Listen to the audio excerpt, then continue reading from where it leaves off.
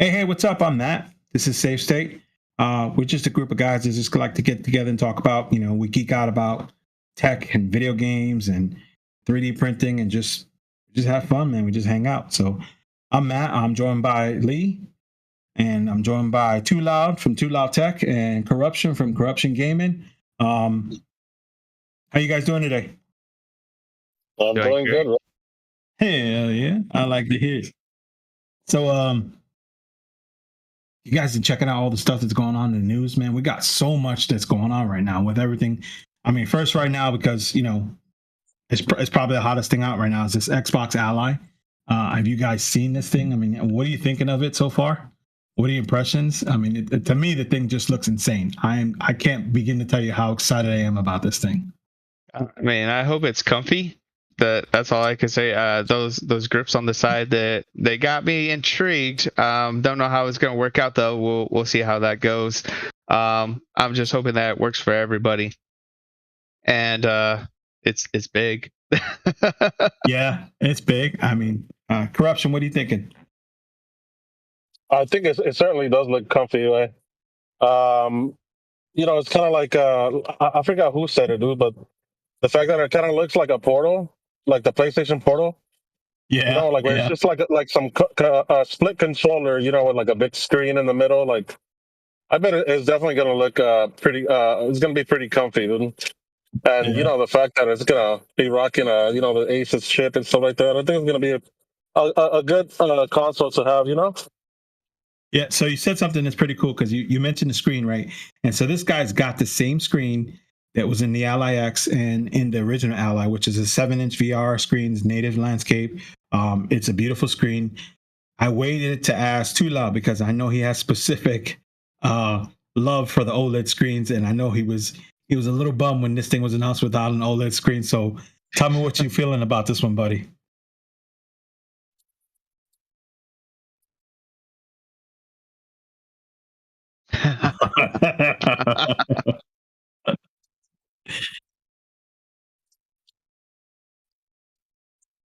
Uh-huh.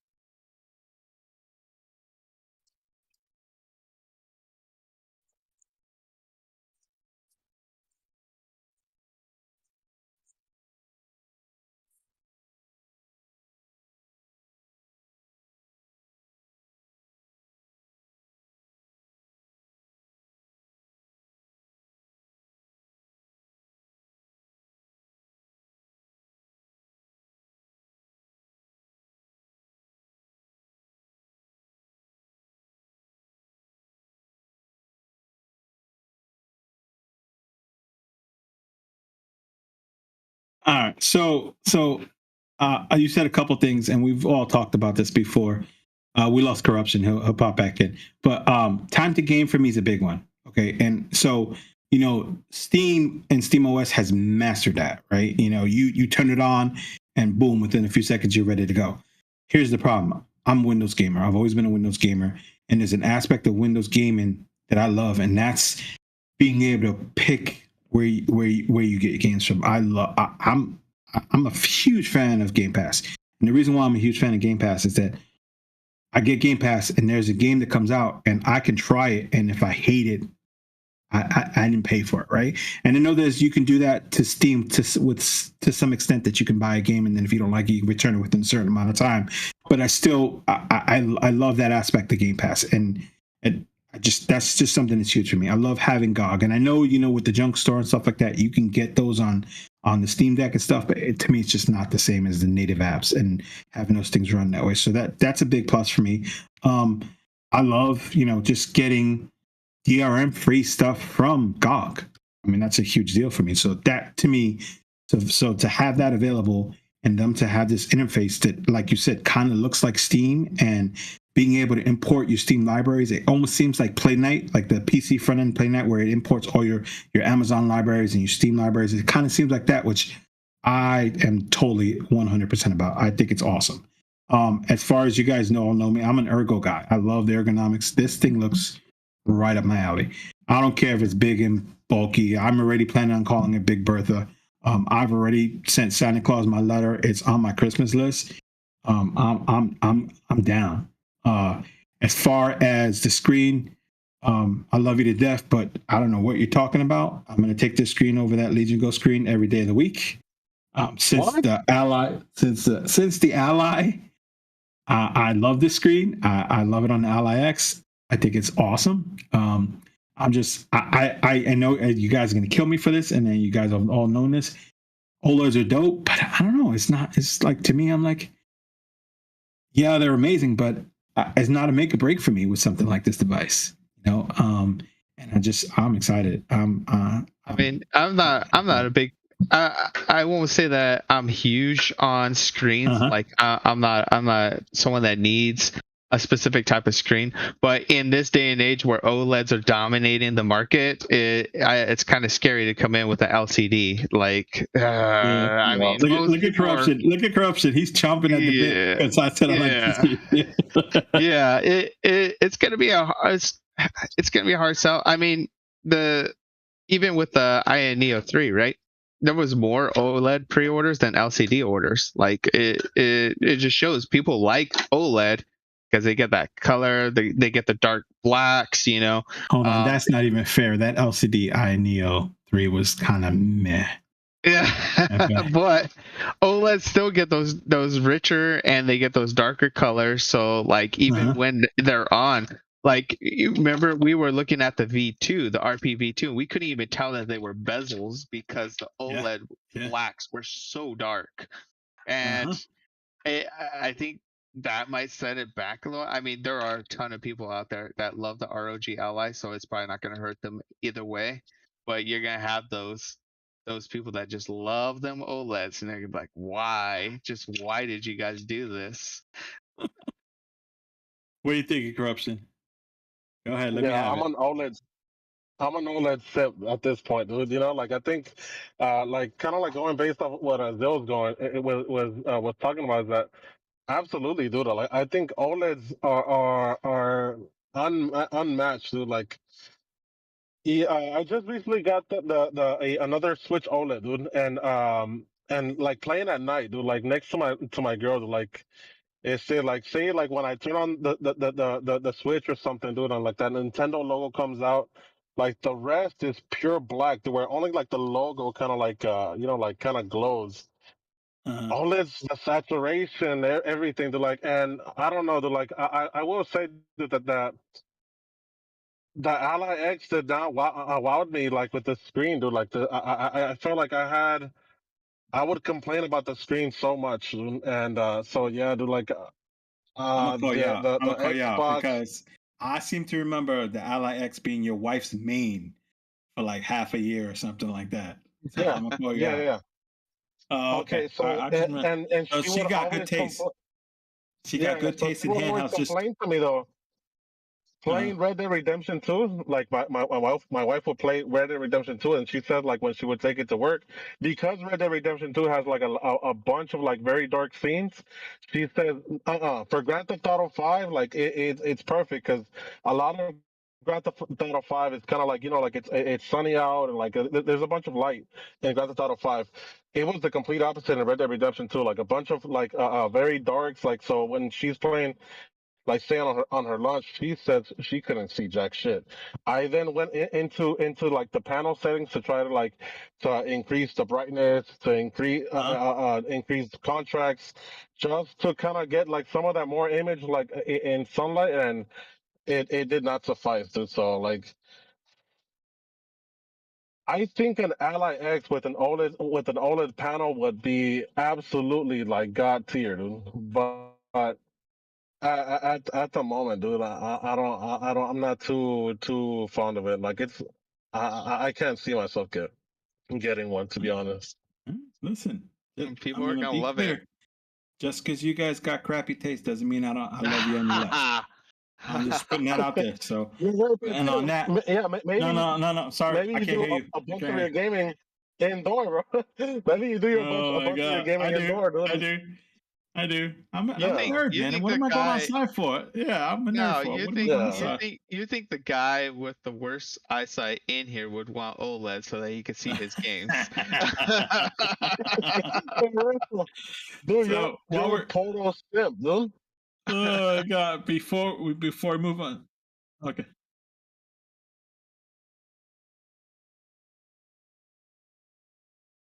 Oh yeah, no doubt.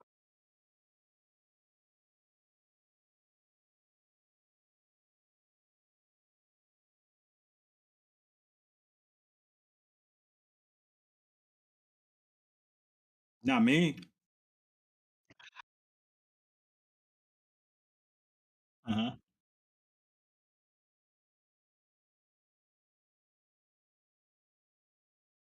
Yeah, those nits.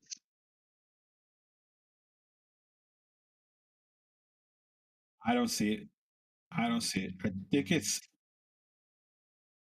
and I don't think But it's 800. I think it on was that, 5 or 6 at most on that panel. but No, it's you on know what? I'm pretty sure that panel was like 500 nits. I want to say what But that see, panel this was. is saying, right? Those nits, as soon as when you start pushing an LCD into higher nits, you get that graininess and you get that Yeah, that oversaturation of whitish light. It just color. starts bleeding. And Hmm. that's where LCDs just lose, is when you start bumping up that brightness, it really starts to show its issues. That's OLEDs, you can bump them up as much as you want, you still get those great colors. And I Hmm. think that that's where people are at now. Like with all these Chinese companies, they just be spinning out OLED devices, and people are just getting into it. They're just like, we want it.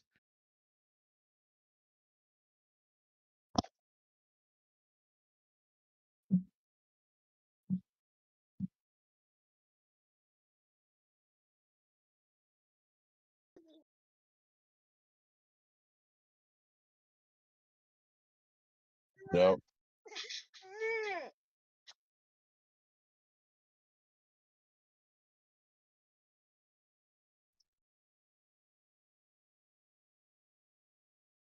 Oh yeah.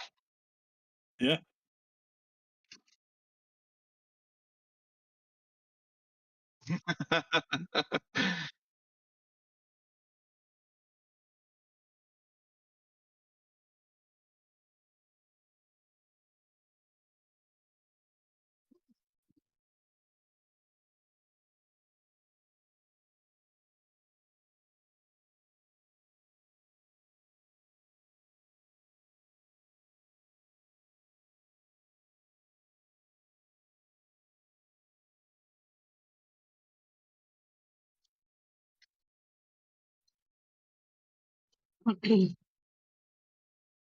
That's Also actually that. that's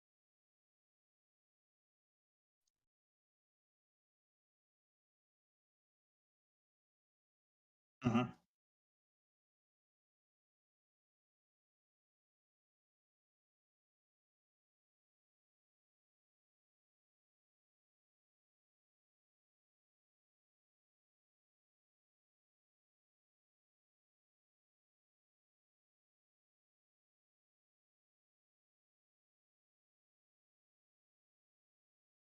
Okay, so I want to. That's a great thing I want to talk about next. So let's talk about the specs and something that you just said about other stuff out there, because I think I know where you're going with that, and I'm with you. But specs. So you have two models, right? You have the white one, which is going to give us a Z2A processor.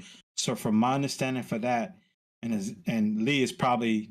I'm sorry, guys. Let me get real quick. So Lee is better known to you, a lot of you guys, as Azil from Handheld Hoarders. This dude has got this collection of the most obscure and unique handhelds you ever seen in your life. I mean, every time we talk to him, he pulls out something and he's like, I didn't even know I had this. And it's something from like another planet, even. You know what I mean? And it's the coolest collection, right? So, corruption is cool because he's like I won't tell him to his face, but he's like a hero to me, right? Because corruption is this beast dude that will take anything apart with a toothpick and a nail file, right? And he does it with these white gloves on, and he mods stuff, and he just blindly he'll just take stuff apart. Yeah, with the black gloves, blue and black gloves. So he takes them apart, and he does the coolest stuff, and a lot of my inspiration for when I like 3D print stuff or when I mod things I get from watching Corruption, because this dude's fearless. Like I remember when the Odin 2 first came out and people were talking about, man, if you take it apart, you're gonna rip that ribbon cable. And then we were talking about, and 10 minutes later, he's on camera ripping this thing apart. And do you remember when he did that with the Panda Odin 2? Yeah, and it's cool, man, right? Yeah. And you look right, and and he's a surgeon, but he's got like these polar bear claw hands, and so it's really funny to watch him do it. And he can't grab. So it's funny because I remember watching him like, is this dude grabbing every screw with a pair of tweezers? And he's like, yeah, man, I can't feel them in my fingers. and a lot of you guys, if you've been in the space for a while, you know Too Loud because he's done a lot of videos about tutorials and guides and stuff like that. And I like to tease him because I mean I'm just starting in the YouTube space, and I like to tease him. I tell him one day I'm going to end one of my videos with "You're listening to a better friend," because that's his catchphrase, that you listen to a friend. But he's a good tech dude. I mean, if for those of you that are maybe familiar with his voice and not his face, and he doesn't show his face in the videos typically. I mean, you can see why, right? So, I mean, it is what it is, man. That's what we're talking about, the oversaturation and stuff, because he got the bright red shirt takeaway. I mean, it's cool, man. I mean, but he's a good dude, and he's all real knowledgeable. I'm just a big old nerd, man. And you guys know me. I'm just a big geek. I love tech. I'm old. I love old tech. I love gaming. And just kind of, I'm with these guys, and a lot of what we do is we just kind of hang out and just talk tech, and we mostly make fun of Too Loud and talk tech, and and Lee has got, yes, as we're getting to, yep. So Michael from, yeah, Michael from Retro Lunch. Yeah, he's that. This whole thing is actually his idea. If you are unfamiliar with it, we'll make sure we tag it. Mike's got this awesome concept where he talks about a different handheld or an aspect of a handheld during his lunch break, and it's cool, right? Because I'm a fat guy too, so he's talking about these handhelds. I'm like, what's in his sandwich, right? When I'm watching his lunch. Yeah, man, yeah. So Michael's great for that too, and he's like super genius, right? He's really smart, and he knows all the ins and outs of stuff, right? Where I'm just a dork and I just buy everything because it looks cool, right? So yeah, he always brings in the logic and the whys and the what ifs. Yeah. So real quick, so Corruption, what is it that you love about this, and what got you into all this? The hobby, into the hobby. Yeah, man. Honestly, do like exactly what you were saying. Do like I think one of my biggest things that like I genuinely enjoy, dude, like is tinkering, dude. It's taking stuff apart. It's adding that little touch of flavor, like like I just can't have something like bone stock, like I always want to add like some sort of touch that make it stand out compared to like what I currently see like on online and stuff like that. I don't know what it is, but I just I'm a car guy, I come from a background of like like tuner cars or like and it is just we would throw This is 5 natural. horsepower This is stickers on natural. everything, dude. Like paint the wheels, plastic dip the wheels, and I'm also like I'm a freaking I'm a Hispanic dude. Like so we kind of we just figure shit out, dude. So I don't know what to tell you, bro. We just Mickey Lee, Mouse what about shit, you, dude. man? Lee, what Oh about you, man, man? Where did I even start? I think that it started more during the COVID time when we were always on Yeah. lockdown, and I think a lot of people started around that time. They were just, yeah, Yeah. they were just like, ah, man, I need something. And before that, I messed with the PSP doing the Pandora batteries, blowing up the batteries and messing them up and trying to make Hmm. another one. Hmm. And that was cool and all. I was like, I wonder where the emulation scene is at now. And then I jumped back into it, and I ended up picking up an Arcade 2020 from Macari for like, I think it was like $30. And I was like, I'll give it a shot. And I fell in love right there. I was just like, man, I need more of them. And that's basically what I do. I just keep buying them. And I'm like, oh, this is cool. This is cool. But I'm there with like corrupting. Uh, it's got to be unique. Like it's got to have Mhm. flair. It's got to have style, or it's got to be so weird and wonky that no one wants it. And those are the ones I want. I'm just like, yeah, this is the one I want to pull out when everyone is showing off their devices. I show off mine, and they're like, yeah, this is the one that I want everyone to freak out about. Yeah, yeah, and I dig it. And you know what else I love it? I hear the future gamers of America behind you, right? So he's gonna be. Is are you letting him game on anything?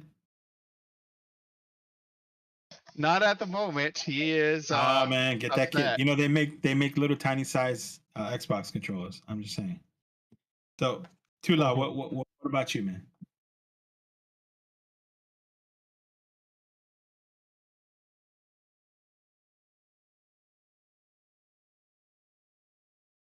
Yeah.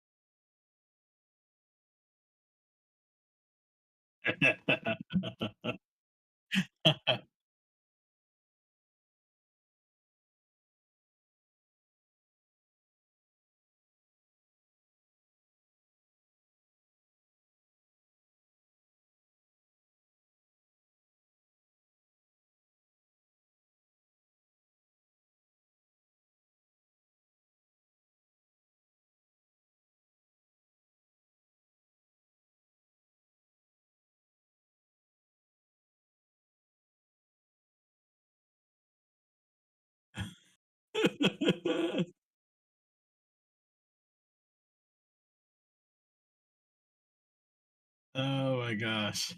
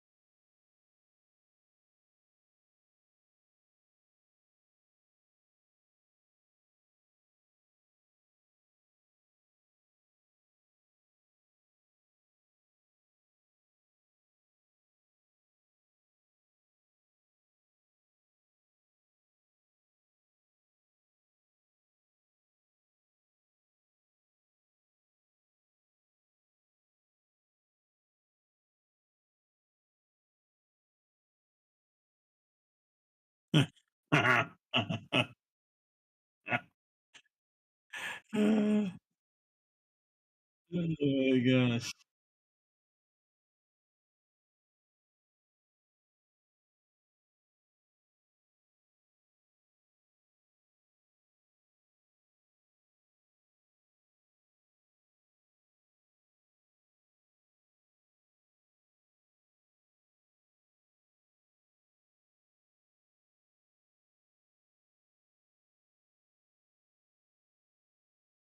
Oh man, so yeah, you heard him call me Jedi.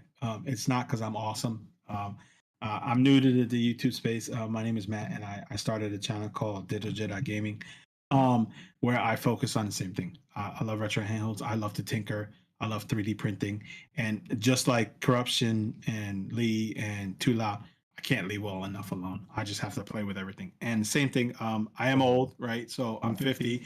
So I actually had an Atari 2600 when I was a kid, and you know what I mean. And it was a big deal for me. And that similar story to Too Loud. I remember getting one and taking it apart and getting my butt whipped. And you know, and I grew up in New York City in a rough part of New York City, and you know, I remember times where we had video games because my parents, it was unsafe for us to go outside, so my parents kept us inside and something they did to entertain us to this video games. So my parents are in their 70s, and my mom's an old school gamer. So my mom has a Pal Kitty X55 that she keeps in her purse and she games on. When you know, my dad recently, he's in remission now, but he recently went through cancer. Yeah, yeah. And my mom used to go to my dad's Oh, that's chemo treatments and awful. would play, you know, on her X55. And I tell people this story all the time because my mom is so OG, she can complete Contra without the cheat code. You know what I mean? And she still games. And when the new version of Contra, the one that came out a couple of years ago, actually I think it was during COVID, the Operation Gulag came out. She was so excited, right? And so you know, and like you know, as a Christmas present, I just got my mom a new mini PC, and I had to make sure it was powerful enough for her to shop on Amazon, do her banking, and play retro games. You know what I mean? And so that's kind of the background I grew up in. Excuse me, but I love gaming, man. I love tinkering. I love playing around with this stuff. There's a part of it too. Um, I love the community. So I was kind of into this, and I was kind of did it by myself. I was always, you know, the nerd guy and the tech guy, and then, you know, I got wind of Discord. I met these guys through Discord, and we all just kind of became buddies, and I'm a little bit outgoing. Some people might say obnoxious. I don't know, but you know, and I met these guys, and they're my kind of, yeah, that's it too. Yeah. So I mean, and it just kind of worked out. I just love it. I mean, I love messing around with stuff. And I love being outgoing, and I just love the social camaraderie. Like this here, this shirt. This is from my boy Berto. We fight over mom, right? So, oh my gosh. Okay, so all right, he's gonna bring up. So all of us are Latino, and I'm the only one that likes decent beans. So, and that's the thing, and they give me a hard time about it. I like pink beans or pinto beans, and these guys just like some nastiness. We're not even gonna talk about. Anyway, let's talk about the specs of the Xbox. Um, so there's two Xboxes, right? Sorry, there's two Xbox Allies coming out, and they both come with Windows 11. The white one is got the Ryzen Z2A processor. So my understanding is it's pretty close to the equivalent of a 6800U. Is that what you guys are understanding too? Yeah, roughly around that. They say around Steam Deck. Yeah, Steam Deck, right? So, which is what is that? The Sephiroth or Van Gogh processor, which is kind of like a modified 6800U, right? So, um, and then your black one has got the AI Z2 Extreme processor, and I know Tula was doing a lot of research on this the other day. There's a significant difference with this one, right, compared to like the regular Z2 Extreme. Didn't you say? Or is that going to be specific to the Legion Go, or is that one going to be on the Xbox Ally? Do you remember we were talking about that the other day? You're saying there's a Z2 Extreme that's going to be available in the Legion Go 2, but then there's an AI Z2 Extreme that's going to be only available in Xbox Ally. And what's the difference now? It's got the AI adds more efficiency or something. The 50. I mean, that was the only difference. And what is that going to give us? Yeah, Yeah, is that what it is?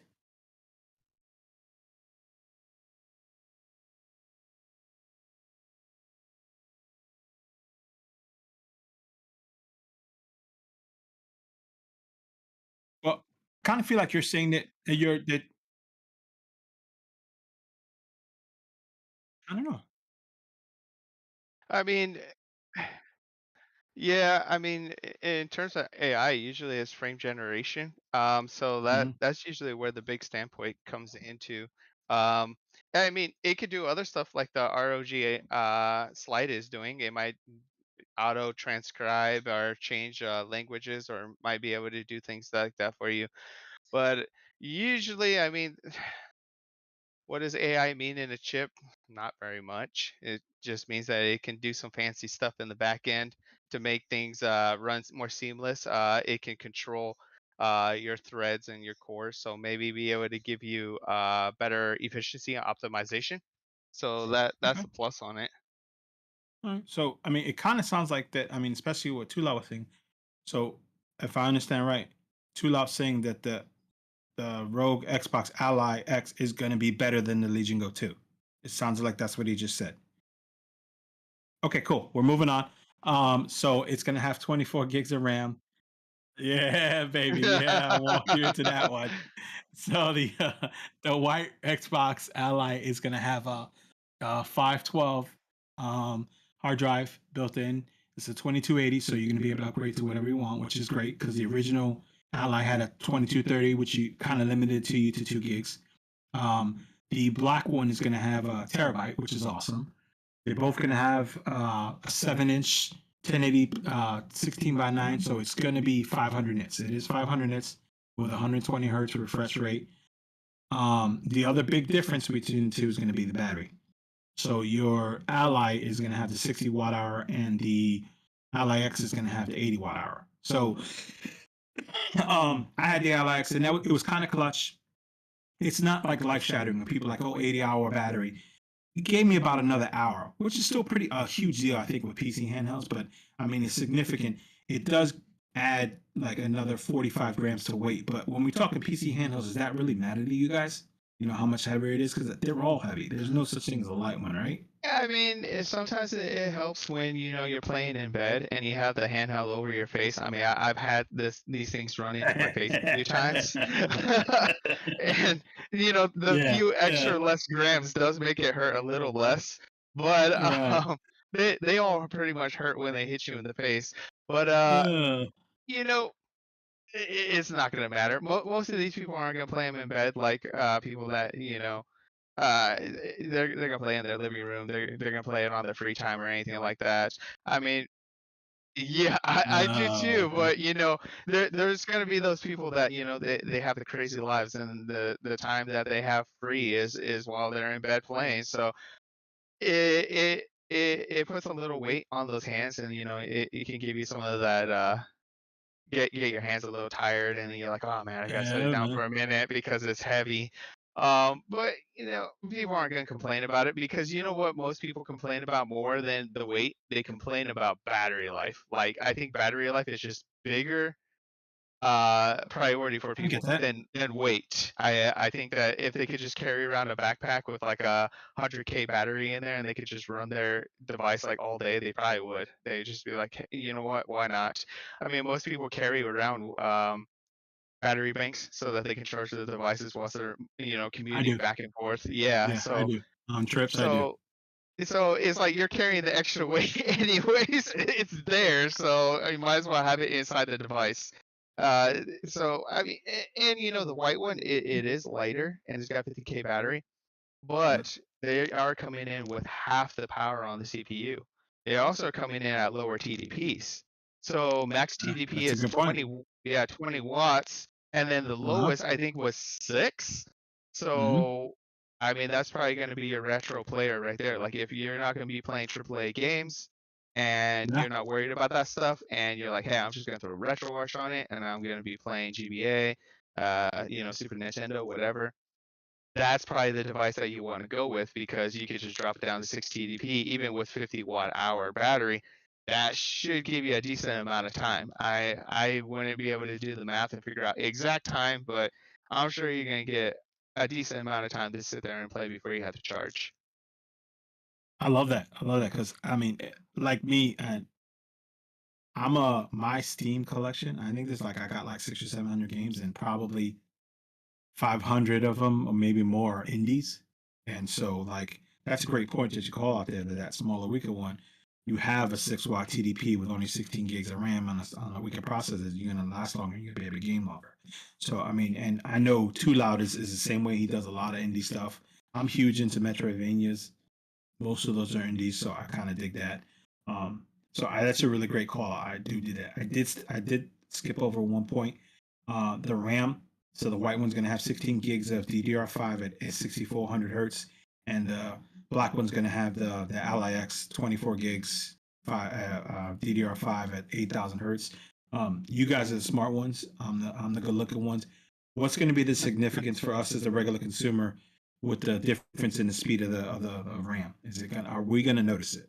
And I mean, what are we looking at? you're power locked behind the white one with the A2, so the increase in RAM isn't probably going to help anyways, because the amount of AAA games you're going to be able to play on that processor is probably not very wide. I mean, you'll probably be able to tweak around with it and maybe use like lossless scaling, be able to get some decent gameplay. But the extra hertz you're going to get out of the black device, it's probably not going to help that processor. The processor is going to cap out probably before the RAM does, and that's probably with the issue that you're going to run into most likely. Obviously, having a faster hertz speed does help with like emulation, because emulation has to dump all of that information into the RAM, and then the RAM runs it for you. I mean, obviously, other games work like that too, but I think that they went with a lower RAM to better increase the life efficiency of the battery. So it's less demanding, probably uses less volts. They can run it at those lower TDPs. They might have tried 8000 in it, and it probably bumped up the TDP a little too high because it needs more power. I mean, they're power hungry. That's a great So call out. yeah, so they were probably like, you know what, let's just drop down the hertz on the RAM, and I mean, you're getting half the power of the Z2, so I think it's gonna be perfectly fine. Like I said, you're not gonna be doing anything amazing, like playing GTA 6 at the highest quality and everything like that.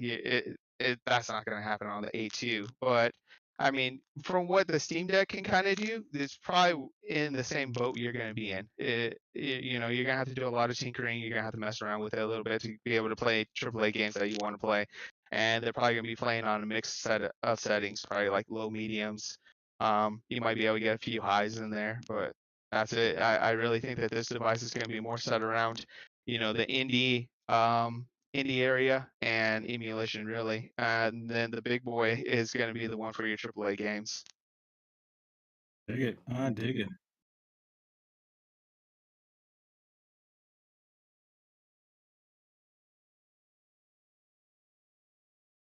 Mhm.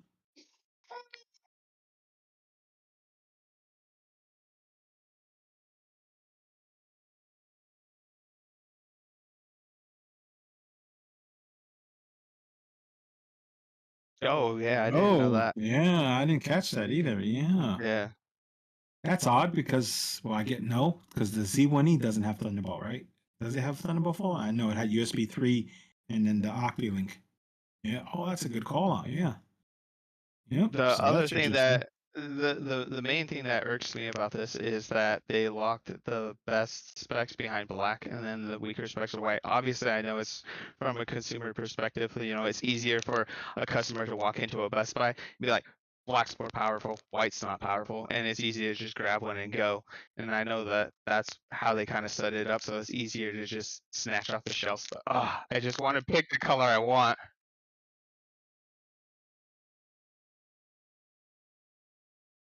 Yeah. Yeah. Yeah. Yeah, And they, it's and definitely. Asus did the same thing with the two allies. That's a really good call out. And we were Yeah. just talking about this the other day about how companies like A and Neo and stuff like that like lock colors behind paywalls and stuff. And it's as consumers, I'm like, meh. I don't know. I don't know if I have a need to get a retro power A and Neo, and it kind of bums me out.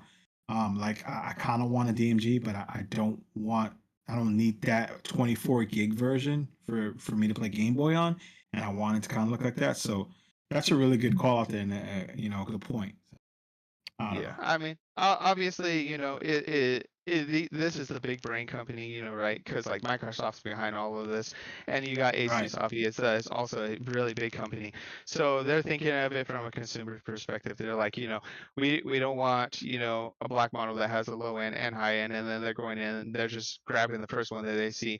Because obviously, from what I'm thinking as like a parent perspective, like parents are going to be going in there and their kids are going to be like, I want the black model, and there's going to be two, and they're going to be like, shoot, well, which one is it?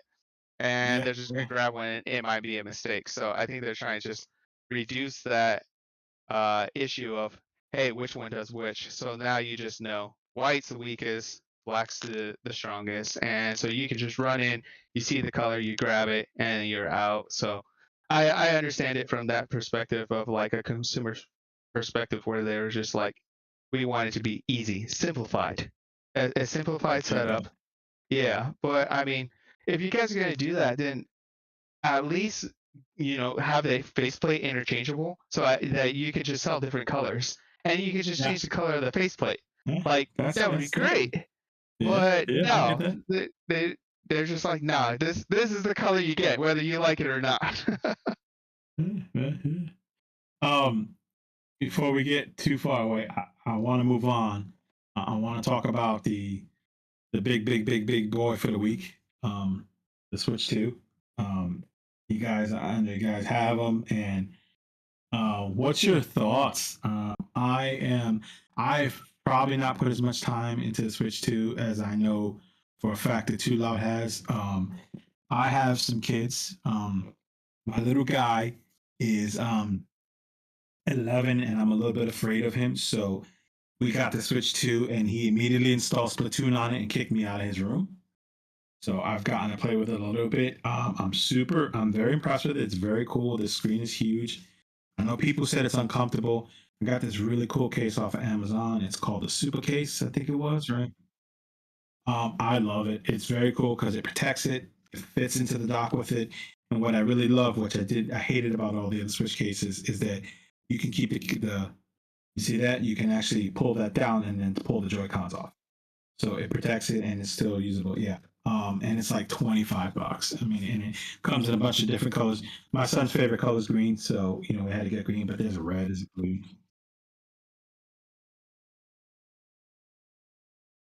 It does? I didn't even realize it. No, it's just contour. Oh man, I thought you knew something about that. I didn't know. That's just the design of it. Oh man. So probably just where you can rest your hands. Yeah. So what's your first impressions? I mean, here's my thing. The hardware, I'm actually pretty impressed with that. I like it. It seems to work well. There's a couple things that Nintendo did I'm not huge fans of. Everybody's going to raise prices on video games. Nintendo was the first to the punch too. Okay, I get that. Some of the stuff that they did, like when Xbox came out with the Series X and the Series S, if you had an Xbox game that was going to be compatible with the Series X, you got the upgrade, or the upgrade was 10. And so I have a bunch of games, the Switch games that have upgrades to the Switch 2, but I don't want to pay $20 for a game I already paid $60 for just to play, to upgrade stuff. So I kind of have an issue with that. I mean, it's their right, it's their console. They got to make their money, right? But I mean, because, even still, I mean, it's pretty common knowledge that, when new hardware comes out, the manufacturer sells it at a loss, right? So they got to make their money. I get that, but still, I kind of am not a fan of that thing. I mean, what are you guys thinking about that? And I know Too Loud pointed out, if you guys hadn't seen, Too Loud made a really cool video last week or in the last couple of days, because there's not a lot of huge first-party launch titles, but there was a bunch of stuff on sale in the Nintendo eShop, and he pointed out a bunch of really cool deals on some good games. So check that out. But I'm curious what you guys' thoughts are on that whole idea of like first the launch games, and what you think about what Nintendo was doing with upgrading to the Switch 2 version of the game, that kind of stuff.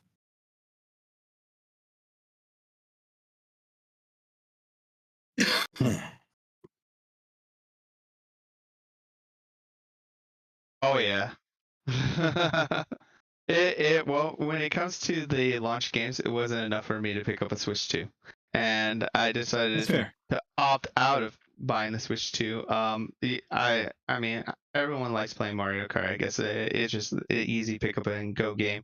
But it's still just Mario Kart, right? Yeah, and then it's like, and then you Yeah. got Donkey Kong, and then I looked at the titles and I was like, nah. And you know, a lot of people pointed things out, like Tula did. He's like, but you can play, you know, like Breath of the Wild, things like that. They have the upgrades and everything like that.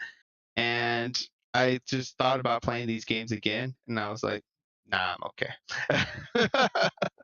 So I ended up switching out. I did just read a report today that someone got stick drift out of the box, brand new on one of their Switches. Yeah. Yeah, I So saw that. Yeah. that's some fun stuff that might be coming up in the future. Yeah, so I don't know if you can put Hall sensor sticks in it like you could in the Switch. So it would be interesting to see a teardown of it. I'm sure there's a teardown video of the Switch controller already, but people are probably gonna be moving back over to the Hall sensor sticks. And should have Nintendo put them in there to begin with? Yeah, probably. Do they really care? Probably not.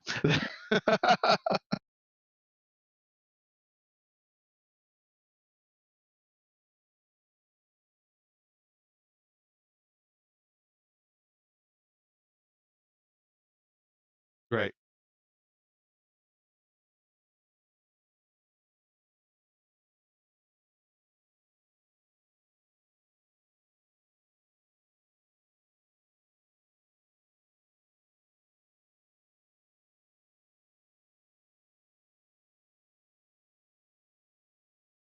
Yep, that's my thought too. Yeah, that was my first thought too. It's like, how did they let that out go? I mean, they spit out 3.5 million units. So yeah, it's true.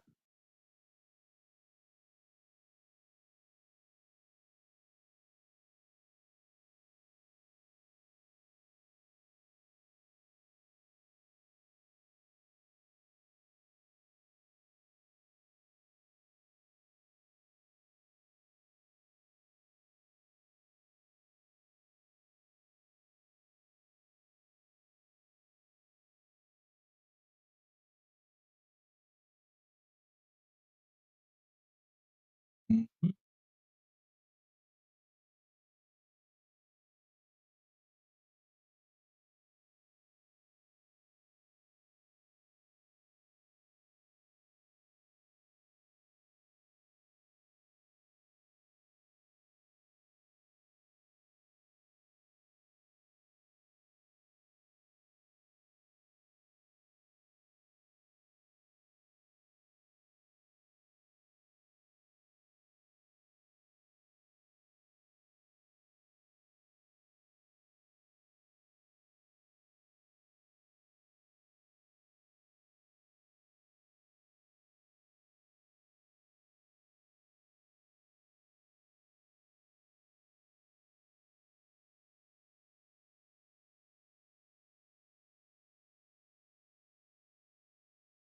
Mhm.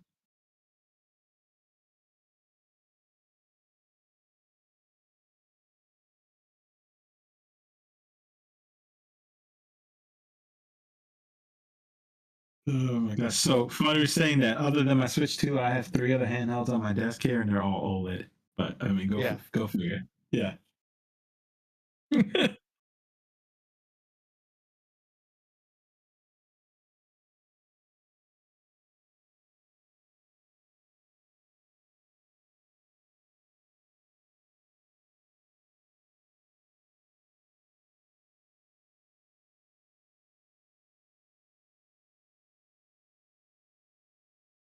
Yeah. Yeah. Yeah. Yeah. And if it's tight, do that again and do it so that kind of an so you can see how tough that is. It doesn't. If you don't have a Switch, it's not like the old one. It does not like the Switch 2. If you even banged it, the controller will pop off. This thing is not. It does not like that. I mean, it stays on. Yeah, it stays on. It's pretty awesome. yeah. You got rid of that rail issue too, because like I've had some of those OG Switches, and you can lock them in there, and you could be playing, and then like 20 minutes into your game, it would be like can't read the right Joy-Con or can't read the left Joy-Con, you're like, what the heck? And you're trying to smash it down because the rail is just not connecting it well enough Hold on for a it second. to get that connection, and you're just like, oh, it's driving me nuts.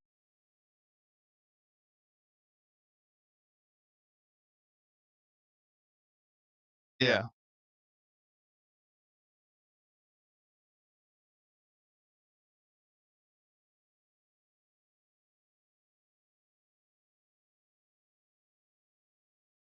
for sure, for sure.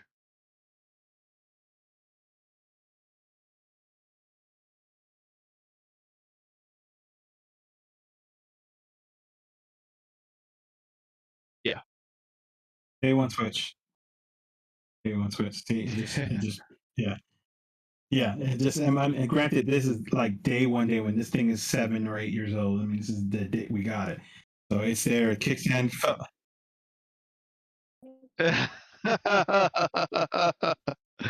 No English. No English. No English. Hey, yo. Yeah, I mean, there's corrupting Mac, but you know when I got my wife a Switch One because she really liked playing like cozy games like what is it, the Animal Crossings, I think it's like Story of Seasons is what they call them.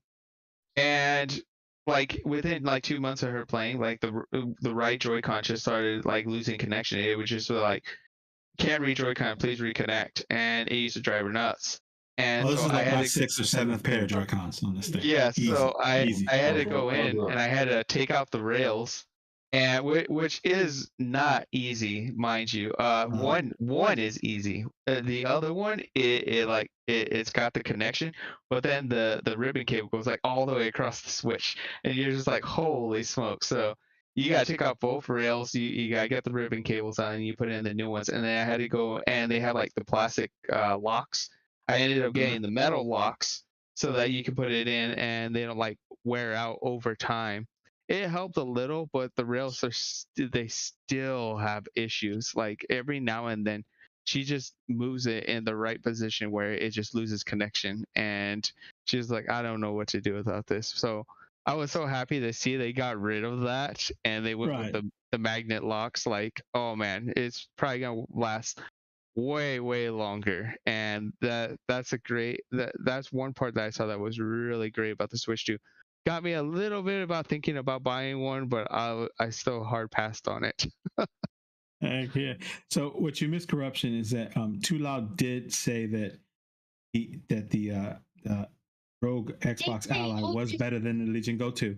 That it was more powerful and that it was better. He did admit that on camera. So you can go back and watch it.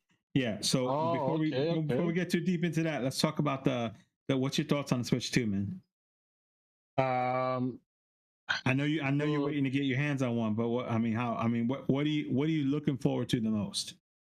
So I think one of the things that intrigues me the most about the Switch 2 is definitely like the performance thing, dude. Like there's a lot of stuff like that the Switch 1 kind of like left like what do they usually say, like a lot to be left, a lot to be desired, you know, like the performance wise. Like I remember like some Zelda games, like you would have like certain stuttering here and there. Yeah, And Echoes of Wisdom came out and the frame rates dropped almost in every cutscene and everything. Yeah, I get that. Yeah. Has anybody tried Echoes of Wisdom on the Switch 2 yet? I haven't tried it yet. Okay. Yeah, it's I'm playing like a very like not even like a very demanding game, dude. I'm playing Yu-Gi-Oh! Master Duel right now on my Switch 1 OLED. And some of the like the card animations, they're like it's not even like they don't even look intensive or anything like that, dude. But like you still get like frame drops and stuff like that. Like I think that's probably the thing that intrigues me the most about the Switch 2. I think like the 8-inch panel is also something really cool. What Azil was saying about the mag locks like Joy-Cons, I think that's super sweet, dude. But again, dude, I don't know, dude. Something about the panel not being OLED, you know? Maybe I know within like a year, the OLED's probably gonna come out, but yeah, they gotta have something to sell us later, right? So I yes. heard a rumor, and I can't validate it, that Samsung's already working on a new panel, but there was no validation as to what there's going to be an OLED or anything. And Samsung was the ones that made the OLED panel for the original Switch. So there's something there. Okay. But what I have to do real quick is, are you my spirit animal? Is that Halloween decorations up behind you? Is that Jack Skeleton on the wall behind you? Yeah, it's Jack Skeleton. Possibly. Dude, did we just become best friends? Yeah, I think so. This is freaking Ashley's wall, dude. So Oh my God, his you wife's already phone. know So she's been your homegirl. yeah, yeah. So I dragged my wife to Home Goods, which is like a decoration store, last month, and I made her buy this giant skeleton because I was looking for it for Halloween last year and I couldn't find it. So I was the idiot in May out buying Halloween decorations. I have this giant. I'm a knucklehead with this stuff. So, and I just saw that, and I was wondering into corruption. And I just became best friends, but apparently not. So that's fine.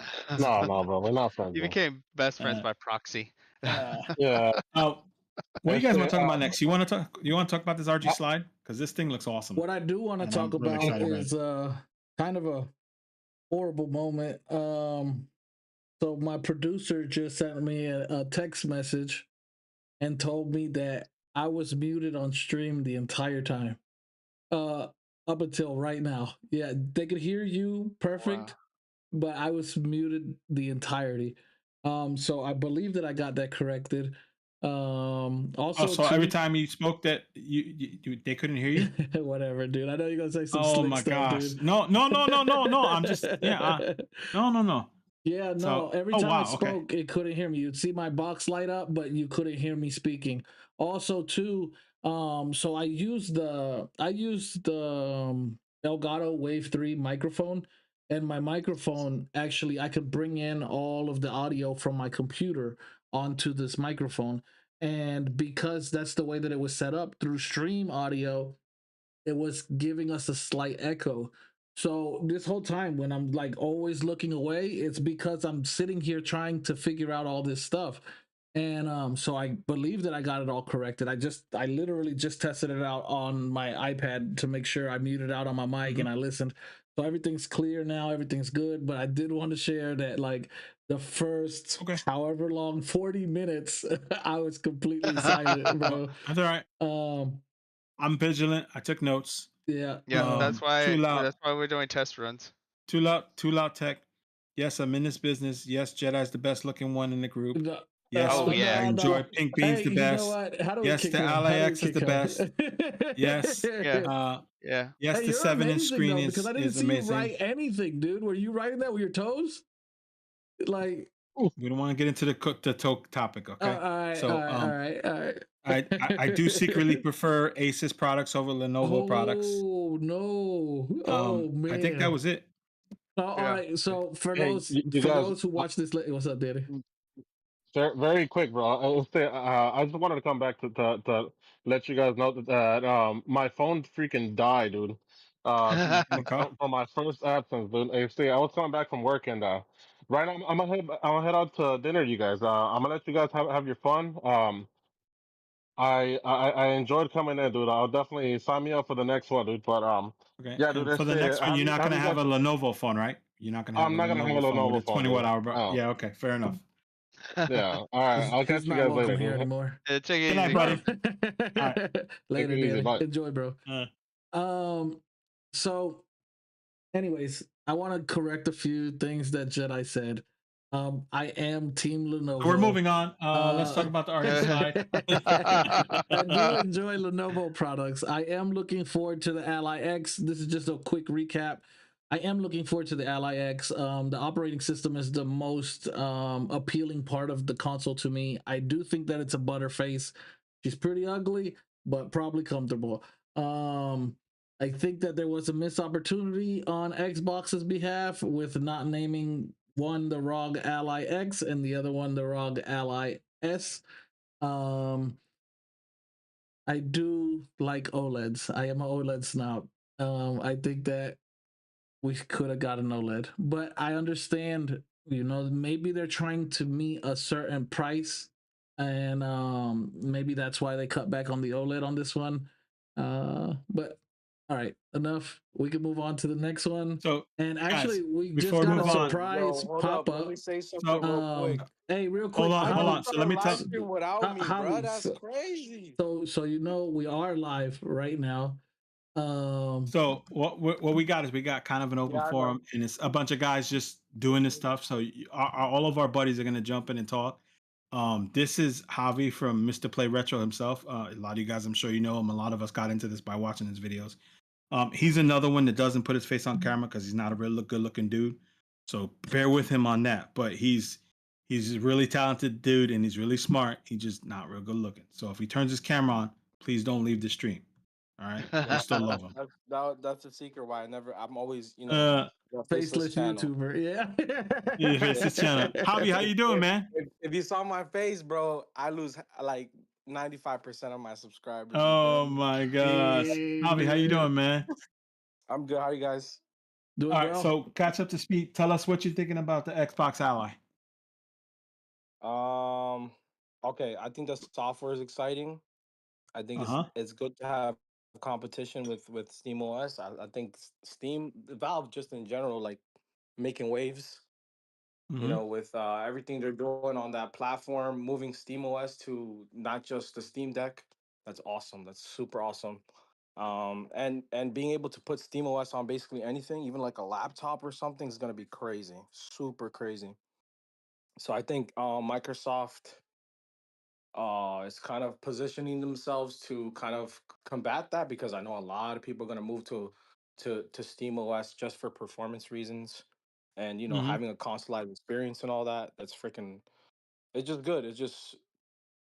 But the thing that kind of it's upsetting is, like, why do they wait for like a competitor to do something instead of just improving themselves? It's like, You oh, know, let's let Steam do something. Oh no, now everybody's moving over there. Now we're gonna fix our stuff. You know what I mean? So I that's the wonder only if thing I they gotta say. But I'm wondering if they weren't taking the handheld space serious enough until Steam. Yeah. Nah, that's not going to work. And then Steam,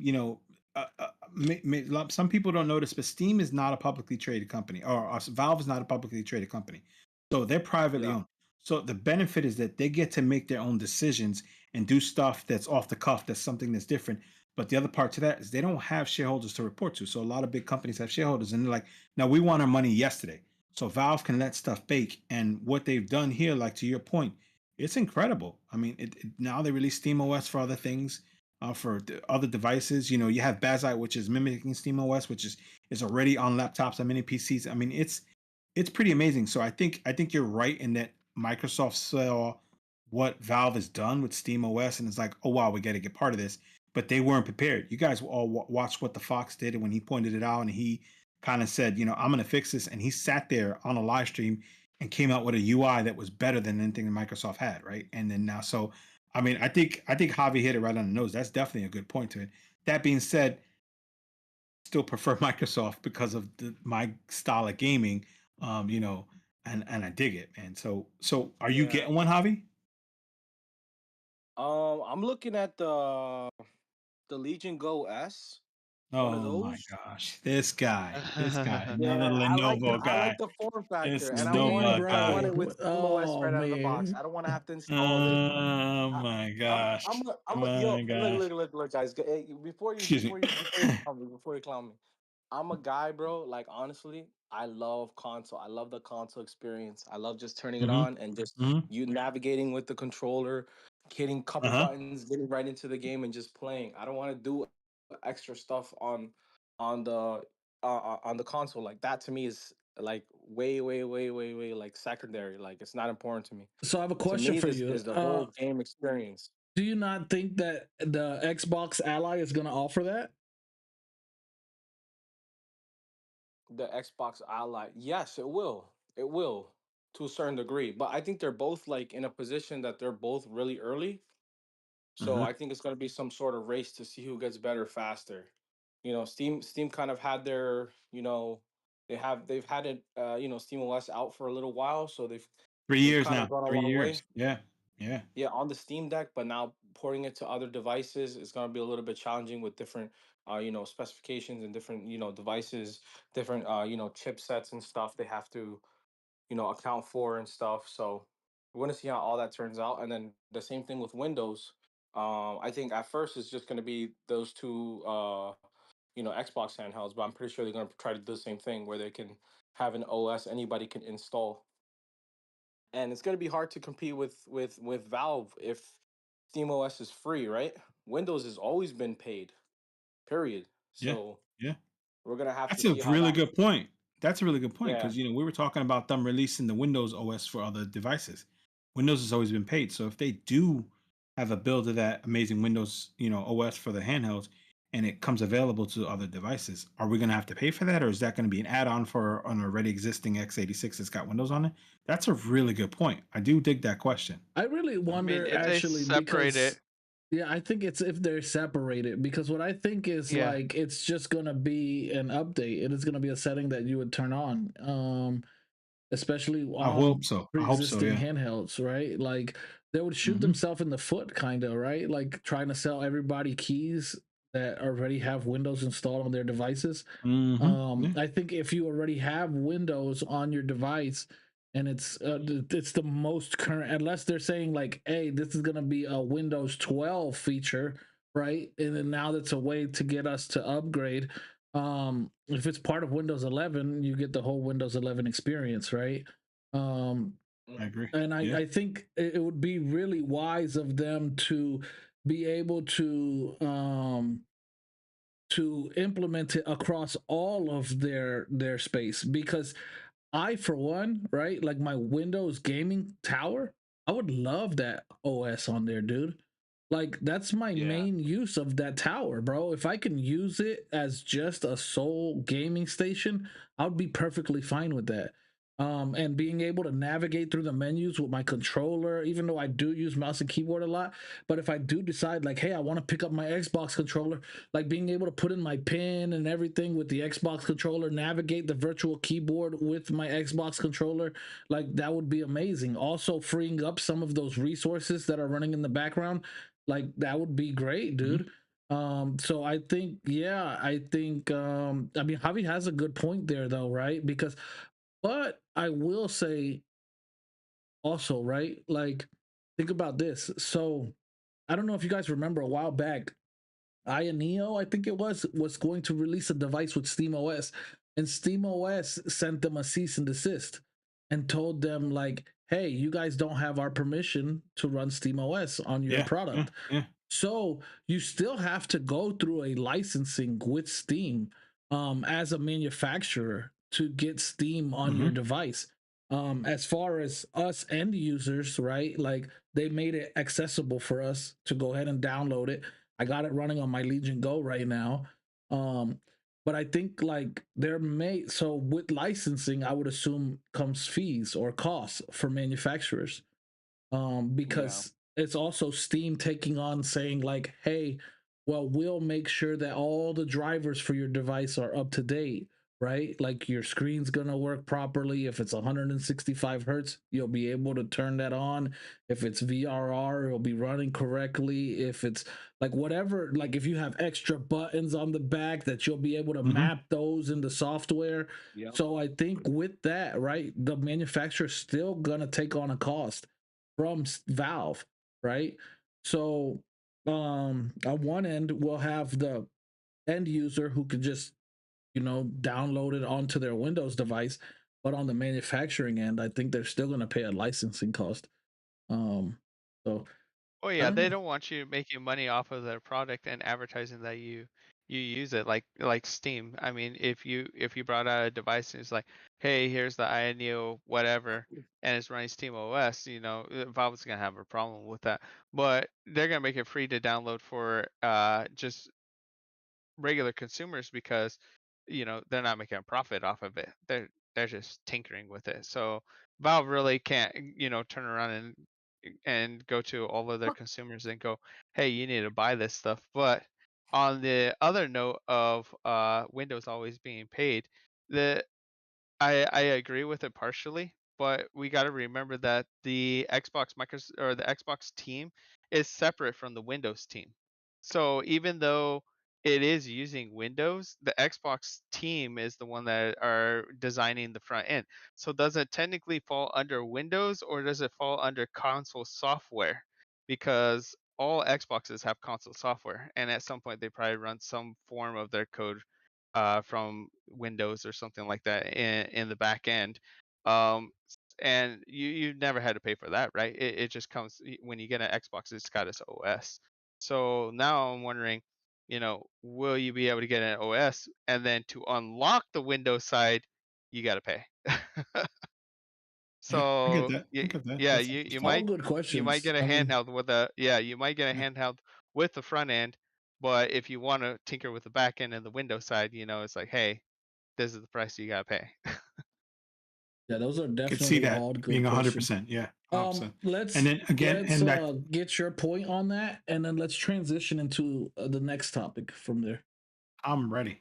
I'm ready. No, my point was that I think Javi was right there because that's another thing that they're going to have. Lee just solidified what Javi's saying is another thing Steam's going to have because you get desktop mode with Steam OS right off the bat, Yep. Yeah. right?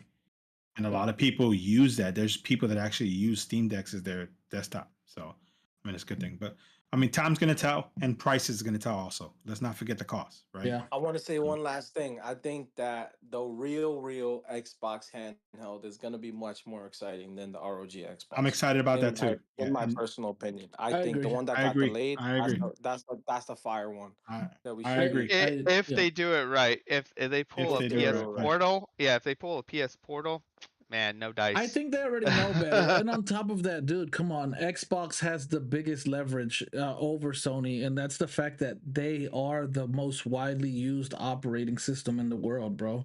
They're Microsoft, bro. Like, so it's very easy Yeah. for them to just segue into the PC space.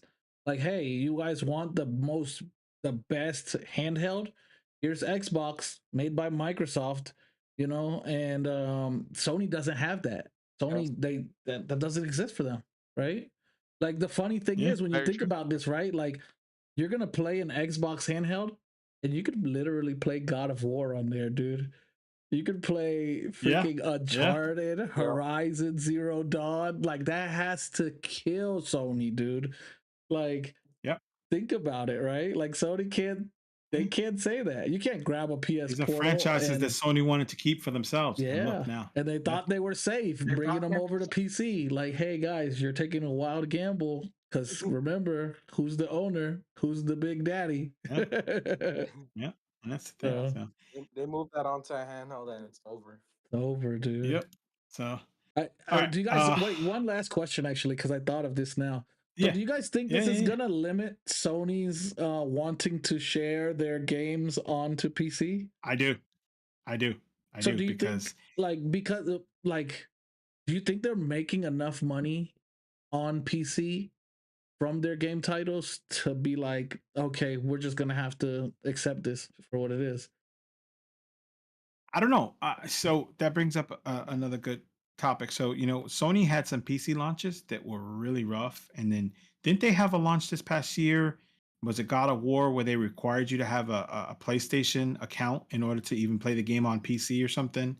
And they got a lot of Helldivers. flack for it. It was Helldivers, that's right. Yeah. And then, and it kind of was a thing. So I don't know. And they were pretty staunch about it. They ended up giving in. But I mean, I'm wondering if they're gonna say, nah, we don't need the money that bad, or we're doing pretty well off and we want to keep our exclusives, because they've been pretty, Microsoft gave on the exclusives. Is Sony going to? And they're gonna say, no, we don't want, Xbox handheld to have Uncharted, or whatever the next big Or PS5 maybe, exclusive is going to think be. about this, right? Remember Xbox last big acquisition, right? Blizzard. Getting the Diablos and the Call of Duties. Maybe they'll make some kind of deal, right? Like, because Xbox only agreed to keep putting Call of Duties out for the next 5 years for the PlayStation. So maybe they make some kind of deal like, hey, you guys keep releasing your exclusive on PC and we'll keep releasing Call of Duty on PlayStation, right? We'll keep releasing Diablo on PlayStation. If you guys want to play this game, we'll make those exclusive. We'll make them exclusive. Yeah. So, yeah, I think that the Xbox handheld coming out is not gonna stop PlayStation from porting to PC because there's a large PC community. I mean, obviously there's a large console community also, but you want to dip into both of them, even if you're coming in at a slighter loss. They They still obviously have more to gain than to lose, for yeah, sure. exactly. For sure. Yeah, exactly. They're going to be gaining more, and if they really want to take on the idea of, hey, we want our exclusives to be exclusives, then they're going to have to do something like make a GUI system like Steam or Ubisoft Connect or Origins, and it's just going to have to be PlayStation Network only on there, and then the only place you can get is downloading their launcher and downloading their games from the launcher, and that's how you play them on PC. They really want to lock down. That's the way that they should go. Not saying, "Hey, we're going to pull all of our exclusives from PC," because that's just going to hurt them. I mean, Xbox isn't going to care. They're going to be like, "All right, Yeah. whatever," and it's just going to hurt them in the long run that you only can get them on the console. Yep. I can get that. So Next thing, let's go ahead and move RG into slide. let's move into the big Ambernix whopper. RG slide. Yep. Yeah. I mean, we And just recently all saw this stream of it. We got a Mhm. small glimpse of the device. Obviously we're running an IPS screen, so fun. Um, it is Hold on. offset. Hold on. I didn't Hold even on. know Hold on. I didn't even know the No. screen was No. offset until they told me, and Oh then yeah. I couldn't I can't unsee it. unsee it. I was like, Yeah. oh Yeah, once you no. see it, it's horrible. You're not Yeah. playing that thing portrait, bro. I don't know why It they looks did that, weird. dude. Like, why did they allow that? The, Like, Embernick always makes these kind of off the wall, random something, like with the. So, those of you that don't know me, I love the Embernick RG556. It was just one of my absolute favorite piece devices of last crap. year. It did hold on, let me kick him out. And so I was super excited about the 557, and then so the 556 got a lot of flack for sticks, right? And it wasn't a big deal to me because the same sticks Embernick had been using on every device forever.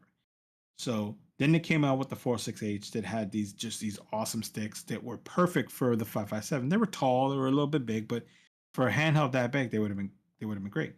It And would have made then sense. yeah, right. So then they come out with the 557 and they put these they feel great, but these tiny little baby, like, I don't know, sticks that were meant for a toddler on this thing, and it just ruined it for me, For right? ants. Yeah. So then they go and they announce this RG slide, and all of us super nerds are like, oh man, we can't wait. And we're talking about it, and then we start seeing pictures, and the first thing that I want to say it was Too Loud said, he said, is that a 4x3 screen? Right. And this device is supposed to be themed after the PSP Go, which was a 16x9, right? So Right. and, yeah, so and that was the first thing, and so that's an odd choice. And then I looked at it and I thought, man, it's a 5-inch screen or 4.7-inch screen, and it's a LTPS, which is the incel. And what that really is without getting too nerdy, is that they took the touch portion of the Android screen and it's kind of built into the screen itself. So it makes it a little lighter, a little more efficient. Um, Still multi-touch. Other than that, it's not a huge difference between that and the traditional Android screen, right? I mean, the resolution on this thing is pretty cool because it's like 1280 by 960, and it's not 120 hertz. But they did that offset, and it just kind of was like, why, man? Why is there always got to be some one just off the wall wonky thing that Ambernick does with these? Because they use I their mean, AI to create their handhelds. Oh I my mean, god! eventually, That's eventually, exactly someone, what they did, bro. yeah, Oh eventually god! someone will open it up and find out that there's a portion of the screen back there that they're not using. Oh Oh god! my Oh my god. god! It's a one by It's one, one by dude. three. Uh, It seems like I, that's the rage today, is just not using oh the my full gosh! screen. So So it's got a yeah. Unisoc TA20 processor, which I think is a great processor. I mean, I know it's not a Snapdragon, but I mean, this thing I use the same thing that's in the 556, and I played, for me, my use case through GameCube and some PS2 and a ton of Android on it, and I loved it. I had no problems with that chipset. Um, There's one wonky thing again. That chipset, sometimes it struggled with video out and power, and getting power in and doing video at the same time. So that could be a deal breaker for people. What are you guys thinking about that? So I'll say like I think that I wanted the Dimensity 8300. I I'm fine with the TA20. I want this thing to come in under $200. So I'm totally cool with the TA20. I think that it's gonna perform well enough for us. The TA20 was capable of some Switch games. Um Uh-huh. so I think that's good enough. I think even the Dimensity chip or that's Dimensity, right? The 8300? That's Dimensity chip. Yep. Yeah, I think Yep. that thing doesn't have enough driver support. And that's where the 557 fell short. So I think utilizing that chip in another device would be a bad idea for them Mhm. until they figure something out. Because if they know their audience, they know what we do on these handhelds, and they'll know that chip's not adequate. It's not that it doesn't have enough power; it's that it doesn't have enough support. And It needs to cook. It needs to yeah, cook more. Yeah, I so agree. I think the TA20 was a solid decision. I think it should have had an The only thing OLED. I'm afraid of, yeah, should have had an Uh, OLED. The only thing I'm afraid of with the TA20 is heat dispersion. They run a little hotter now. Everyone's gonna be like, oh yeah, but it has active cooling. Yeah, but what a lot of people forget is usually these boards and stuff are sitting on top of the screens, and some of that heat just dissipates into the screen. But now the screen and the board are separate, and we see that a lot in clamshells, right? Like when Yeah. Palkitty made the X18 and the GPD XD, like the boards, because they don't have anywhere to dissipate that heat, and it's going to be efficient enough. So I really think that like Switch is going to be out of the question on this one, because I think it's just going to cook this little device, and we're going to start seeing some failing going in there. So I would pin this probably maximum PS2, um, and hopefully, you don't start heat throttling with PS2. I mean, you really shouldn't, but it looks like it's beefy enough that it'll be fine. But I would really like to open it up and see how they got these heat pipes running and how they got the fans going, because I mean, if they put a tiny fan in like that, then it's just it's probably not going to get enough. They need to take a page out of like Retroid or Iron, where the fans are loud but they get the job done. And a lot of these Chinese companies are just going to go with the quietest and cheapest fan that they can find. And I think I think people are going to notice it. They're going to slide up the screen. They're going to start playing. They're going to notice that that controller area is going to start getting warm, and people are going to like, oh yeah, this device actually gets warm. The And perfect that's the winner only thing I'm afraid handheld, of. dude. Perfect for Yeah, winter. Perfect winner. that yeah, that's Uh, the only thing I'm afraid of, because you got the battery in there, you got the motherboard, you got the processor, you got the RAM in there, the GPU, and then you got the controls just sitting on top of all of this. And it's just like I guarantee that they don't have anything dissipating the heat from the battery. So the battery's probably gonna make one side of it probably warmer than the other side, and I don't know which side the battery sits on. And then the screen being offset, it's like they probably got the ribbon cables and everything connected into one side and then just yeah, blocking yeah. it That's what I off think so it that is, you don't see honestly. it. It's on the bottom Yeah. So yeah, side. It's on the bottom side, and that's why it's pushed up higher. And yeah, that's really what yeah, I Yeah, think that it makes is, sense. honestly. It's just yeah. a I And feel like then that's going to presentation. be more noticeable on the white model. I feel like I the think white model, and maybe it's I The just think I'm black used to model's the staring at buy for OLEDs. me. The black model all day, yeah, Yeah. yeah, dude. Oh black yeah. Yeah, black the black without model a is good. doubt. There's no way that Yeah. I could buy the white model. It would bug me way too much. Mhm. And then the last thing I can say that I'm a little concerned about is the triggers in back. I know that they're inline. They're inline Hmm. triggers, so we got to be able to see that in the stream. It's just that they don't got that much space between the triggers and the screen. I was really looking at it. There's some decent size in there, so for some thinner fingers, you're definitely gonna be able to get in there. With some thicker fingers, you might be accidentally hitting both of them at the same time, or you might not get enough to push in there behind the screen. Um, so I'm kind of concerned with that. I didn't get to see the back of the display. I don't know if anyone else did, so I don't know if there's a I ribbon did. cable running into the back. No, no. There's a metal plate on back, and you Yeah, see the straight, slides on the solid, rails. solid metal. Yeah, Oh, yeah, and nice. it's Yeah, see, metal. So that's the way to go, because Aya Neo, they had the flip keyboard, right? And where it like slid up, and the ribbon cable sits back there, and sometimes it gets caught, and it Oh no. caused issues with the display. And so I'm glad that they went that way. So Yeah, nothing's they, exposed on the Embernick, which is really yeah, good. so they reduced the chances of Screen display failure. failure from sliding. Yeah. Yeah, yeah. Yeah. Let me I So ask you that will guys a that's say a plus. question something real quick. just really Yeah. quick is that even if it's just PS2, because of the form factor and what it's stylized after, I'm totally good with Mhm. just PS2, dude. Being just like a chunky, Yeah. fat ass PSP Go.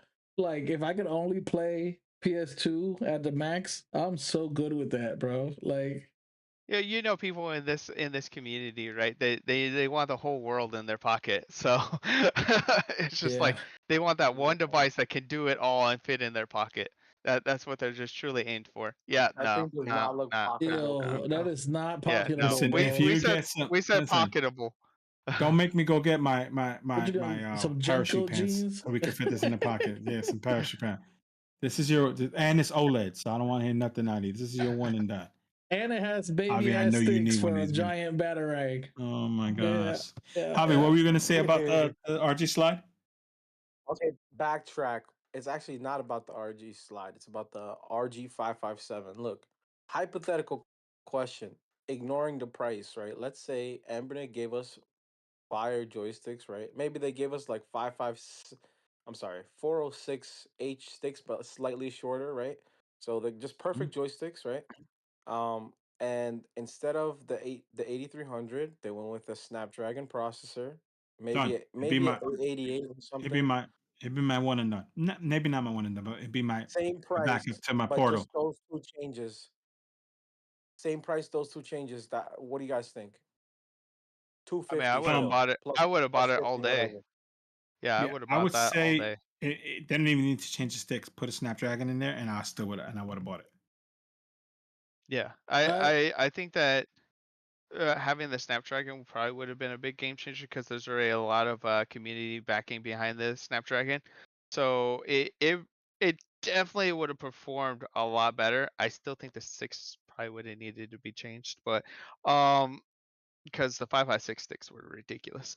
Um, but that Snapdragon, I mean, they didn't even have to go with like they could go with the same processors as the RP5, and I don't know why they don't. I don't know what Retroid's pulling some kind of magic mumbo jumbo that they are just like the only company that are spitting out Snapdragons. Yeah, it's kind of Amberneck should, impressive. yeah, Amberneck should really be jumping on this train too, and be getting away from these Dimensities and these T series chips. I mean, they could just have It thrown is in a Snapdragon 865 or 845, and it probably would have been impressive. Probably would have blew everyone out of the water. 845 is a little bit too dated, but It is dated, but I'm pretty sure people would have still bought it because it just said Snapdragon. Like as soon as when people that say that, they're like done. Like it's just an easy I win. think if it was an And 845, though, it would have to come out in at like freaking 175 or something oh because yeah, it would have you're had to be way competing with cheaper. RP5 845. I'm now, not. Yeah, right? Like it would have 845. to I'm not have. paying more than a buck I would 50. say if Yeah, they buck 50, really buck wanted 70. to like pull a fast one on Retroid, Snapdragon 888, Snapdragon 888, some bigger joysticks, and good to go, dude. Like that thing would have been solid, bro. yeah, If they could that at thing would have least have flew off the joysticks shelves. comparable to Retroid and AN, like that, like with an 888, bro, they would have gave Retroid a real run for their money. You know, Honestly, it's funny. It's funny too because we know Amberneck to be like spitting out devices back and forth, like back to back devices, and then for like almost what a solid like 8 months they weren't doing anything. They were just dead quiet, like from like 5 months. from like the I think they were end doing of R&D or something, 2024. bro. Yeah, from the end of 2024 to like early stages of 2025, and a lot of people were like speculating what they were going to do, and it's surprising because Amberneck's usually the one that's on top of just spitting out every single device they literally can. I mean, look at Series. They put that device in literally any shape and form they could, and they sent it out. So it was a little depressing when they came out with the Dimensity 8300, but I I think they thought won't. they were really cooking something there. They thought like they were Yeah, gonna create a big wave, and then once that thing landed, it was just like dead. It was dead in the water before it could even hit like the sell page, bro. it's funny that they spent so much time doing nothing, and they You didn't see what even he's test the got there? device You see what he's got themselves. there? I see it. What do you I see? can't get over how good this device feels. That's why it's like such a shame they didn't. They just missed by like a hair. Like they just got two things wrong, really wrong. But the Oh, five those are five six, the thing is it. Those are the this two thing's biggest things they amazing, got bro. wrong. Oh, that's a 556. I thought it was a 557. No, I don't have the 557. Oh, The what's five wrong with five the six is there. 556? What's What's wrong with wrong the with 556? it? How we kick him out? How we kick him It's out real the quick? How we like kick him out? like my thing is, bro. The TA20 for me is underpowered. You can't fully utilize the 1080p screen. That's kind of my biggest issue with it. You can't upscale. Yeah, A lot of the games you have to TA20. Come Yeah. on, up down. kick him You got out. you can't Kick him upscale. out. It's just like, huh? I Let him. agree. Go ahead. The TA20 it didn't have the power that that device needed. Though there's a lot of people that beg to differ. I remember Jedi saying that he played Final Fantasy 10 all the way through it on the 556 at like 2 times res. So I mean, it does have its capabilities, but I So mean, I let's think we're a little segue spoiled now with talking Android about the now. 556 back into the RG slide. So the RG slide, what display resolution does that device have? Is it a 960p? 960. Uh-huh. Okay. 12, yes, 1280 by 960p. Okay. It's a 4.7-inch screen. It's that LTPS, which is just like your traditional IPS. It's just a little bit thinner. And it's supposed to be a little bit less power draw on it. Yeah, I would On that assume, one. especially with the 960p, they brought it down so that games would actually be able to perform well on that resolution, like we do with the allies or other stuff where we bring them down to 900p, down from Yep. 1080, Yep. right? So I'm assuming that they knew, like, okay, the 556 was having a hard time with the TA20 keeping up with the 1080p panel, so let's go ahead and bring this down to a 960p, and hopefully we could see some That's better a good point. performance. But keep in That's a good mind, point. right? Like they did tell all these guys, hey, no performance numbers, no metrics, So I guess we'll have to see just That's in another Oh, good wait, point. time. I mean, they they did let didn't them allow point out. them to show Oh, performance. No, no, no. no. So they lifted the embargo a day early, so they were able to do a video, but no frame rates. I mean, the only thing we could talk about is the specs, which is the obvious. The resolution, the 120 hertz refresh rate. They were, it does have an. It seems like I could be wrong. It has like an on-the-fly adjustment of the refresh rate. It has For the your toggle, needs. the little toggle there. Yeah. So Yeah, they have and that, which is pretty AI. cool. Yeah. So AI was the next thing I wanted to talk about with this device. So I don't know. Well, first off, the AI makes me a little anxious. I don't know if you guys saw there were some issues where the AI was actually bricking the 557. I don't know if you guys saw that. A couple 557s got reported to get bricked once they started using the AI features after that update. So that makes me a little nervous. So my first question was, can we turn it off? And apparently you can disable it within Android. Um, but what are you guys' thoughts on AI? It's supposed to provide game strategy assistance. It's supposed to be able to identify the game. We saw in the demo today that it can look and it does a decent job of identifying the game, but not a spectacular job, but it does it. But it can also give you strategy guides and help with stuff. What are you guys thinking about that? So I asked a question in the stream and it was passed up most likely because there were so many people asking questions about it. But the major issue with AI is like I have a few devices that have AI capabilities on it, and they had to be connected to Wi-Fi to be able to pull up games, to identify images, to do the auto translation. And that's the question I asked in the stream. I was like, does it need Wi-Fi or can it run without Wi-Fi? It wasn't answered, but I'm gonna probably put I would my assume that it's gonna need bets Wi-Fi. on it needs Wi-Fi. Yeah, Yeah. Well, yeah, yeah, butchered, right? Like, do you think that they're gonna download that LLM? Like, that thing would have to have a crazy amount of space, like hard drive right, space, right, dude. yeah. Yeah, Um, exactly. So my bet would be that it's going to be Wi-Fi. So in my perspective, it's a useless service, completely useless. Yeah. It's only useful if you're sitting at home playing games. I mean, I know a lot of people just play these things at home, but the whole point of it being slide is it's pocketable. It's supposed to be on the go. I mean, its whole inspiration was the PSP Go, and the PSP Go's literal like tag Yeah, was the to be on moniker. the Yeah, go. the go. Yeah, Yeah, Yeah, to yeah, be yeah. on the go, yeah. and they decide to put in software that requires Wi-Fi to operate. Like, I don't know. It's just like I think Hold that on. You they know just what? had it there and they just threw I'm it in sorry. because they could. We didn't think of something. I'm sorry. Javi's 15, so he probably doesn't know what a PSP Go is. So I mean, so, Yo, don't disrespect me so like I'm that, just bro. saying he's like 15, 16 years old. I mean, so PSP Go was this device, Javi, and it looked like a I'm phone with a 17. screen slid up. You could play games on. It was All actually pretty right, cool. It all was right, all right, before all your time. right. Javi, what So do you I think agree with about you. the I don't AI? know if that AI is worth. Who games on the go without a cell phone in Let's keep that Yeah, right I there mean, on the back you can end. you can do Let's hotspot. get Javi's opinion on what he thinks about the AI. I'll give mine, The AI, and bro, I then was one of the first ones to clown on Ambernick. I was in their comment section. I'm like, who cares about this? It doesn't make any sense. Um, just being real, what can you really do with the AI, right? You can do language translation. Okay, there's fan translations already. I guess for the games you can't do that, right? What else can you do with it? A bunch of random stuff that's not related to gaming, right? It can show you like strategy guides, I guess. But I mean, you can look that up in a browser already. You know what I mean? Like, what can it really do that genuinely improves your user hmm experience? You know, like if it was like something like it could generate like 20% frames or something, right? Like, oh god, or that'll be if huge, it could, Yeah. yeah, if it could do like 20%, like you could take a retro game and like get extra FPS or something, or if it was like, oh, it would sort through all your emulators and pre-configure folders and set up all the game directories already, and it's just like plug and play.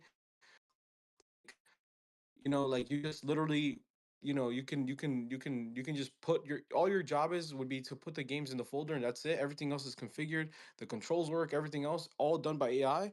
That would be like useful, but it's not. It's just like it feels like rip off software that they took from somewhere, and they just, oh, here's this buzzword AI. We got some things you can do with it, and oh, you can live translation. That's like, I don't know.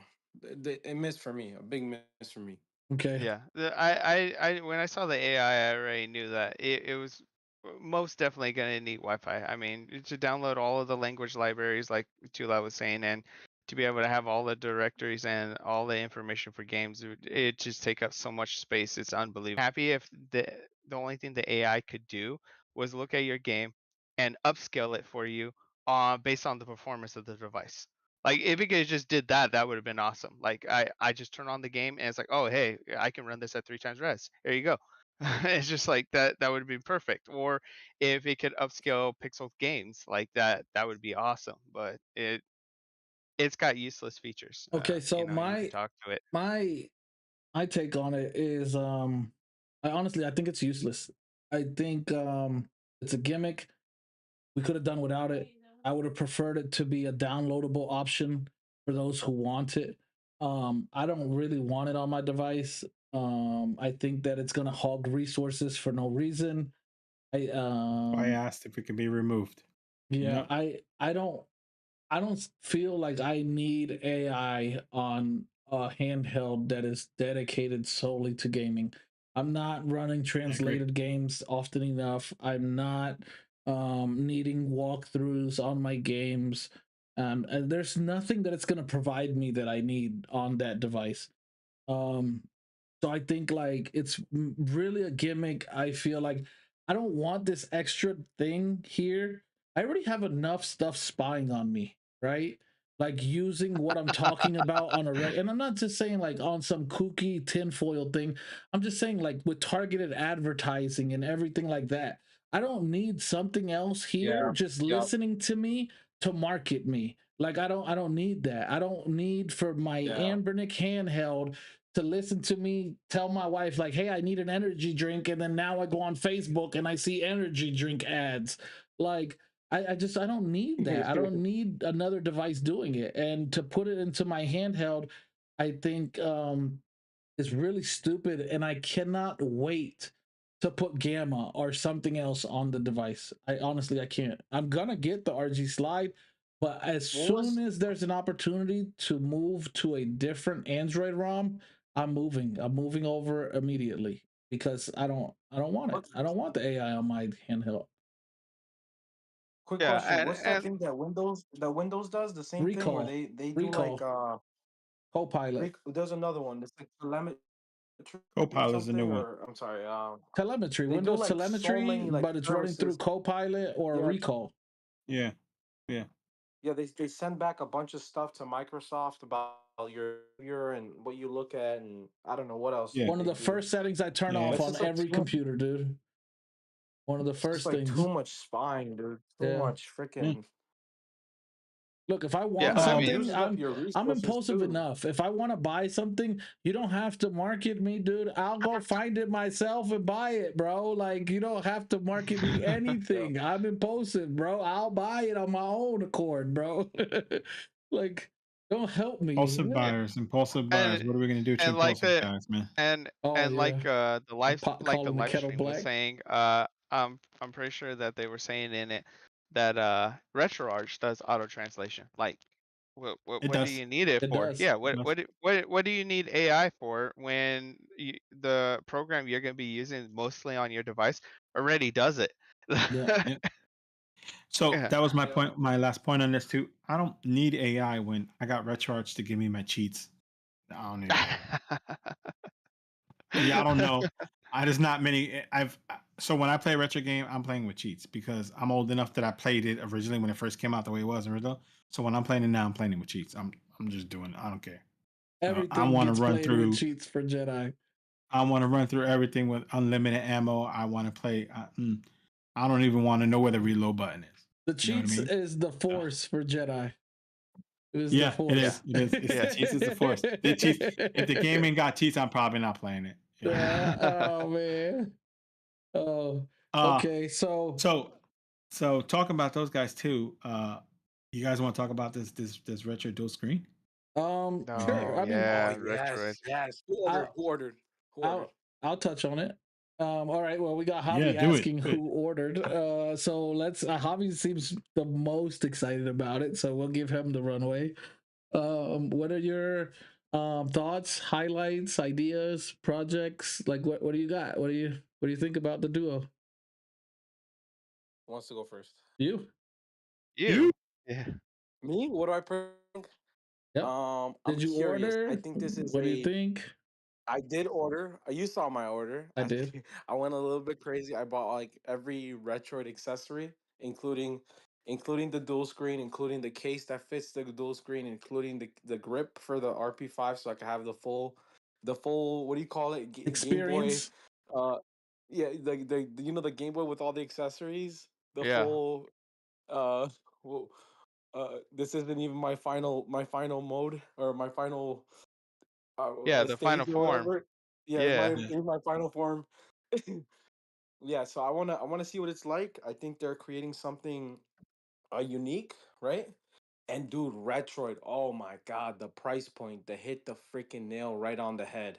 They You did. if Yeah. you Yeah. if you've seen these screens, right? Like just in the market from other places, right? There's ROG. I think Asus made a screen for a phone. And then there's also the DNA Duo, right? Hmm. And that thing hasn't even hit the market, like almost it's more than double the price.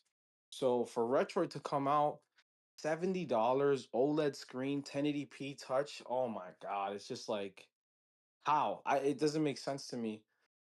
How I, they're able to make a product like this unless they're taking a loss on it or something. But it seems I like thought very, about it. very Yeah. aggressively priced. Aggressively priced. Yeah, I thought about it. I thought that maybe they were gonna make a device or something, and they just had a warehouse full of these things, and then it went to something else, and then they're like, "Well, what are we gonna do with all these screens?" And then they're like, "You know what? We got an idea."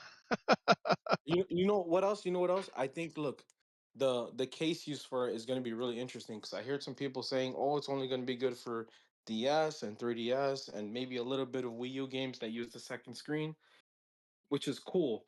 But I don't know. I want to see what else maybe they come up with, like that you might be able to use it in the OS somehow. They optimize Android to use both screens at the same time. I don't know. We just gotta let them cook and see, because I think this is really an experiment to see um how what's the demand for a real two screen device and how that would turn out. That's what I'm thinking. So if they're gonna invest the R&D into that, then it has to be worth it. So this is like the test launch, I think. I don't know. That's my theory. Okay, that's I mean, good. yeah, definitely. So I'll say, I think it's awesome. I think it's really, really cool. I agree with Javi. Like I've looked at this stuff before. I like to tinker with projects. Me and Matt, we really get into 3D printing and looking at cool stuff that we could do with 3D prints. And I've been one talking with Matt for a while about wanting to build like a Raspberry Pi clamshell tiny laptop type Yeah, ordeal. yeah, yeah, And yeah. Yeah. this screen really fits into that space really well. There's Oh, nothing the else, not DIY even in the space. do-it-yourself space, like as far as like screens that you can buy from Waveshare or any of those companies that create like Raspberry Pi compatible accessories or hats. Like there's nothing in that space that compares to this at the price. The Not AMOLED even close. 100, Not I even mean, an close. AMOLED 60 hertz 1080p full HD, um freaking one wire USB-C. Amazing, Touch, amazing for the price. Touchscreen, yeah, bro. I think the closest you could get to not that is just like touch, multi-touch. $120, almost double the price. And that doesn't have a case or And that shell or doesn't have a anything. It's case. just the And I screen. also don't even think it's touchscreen.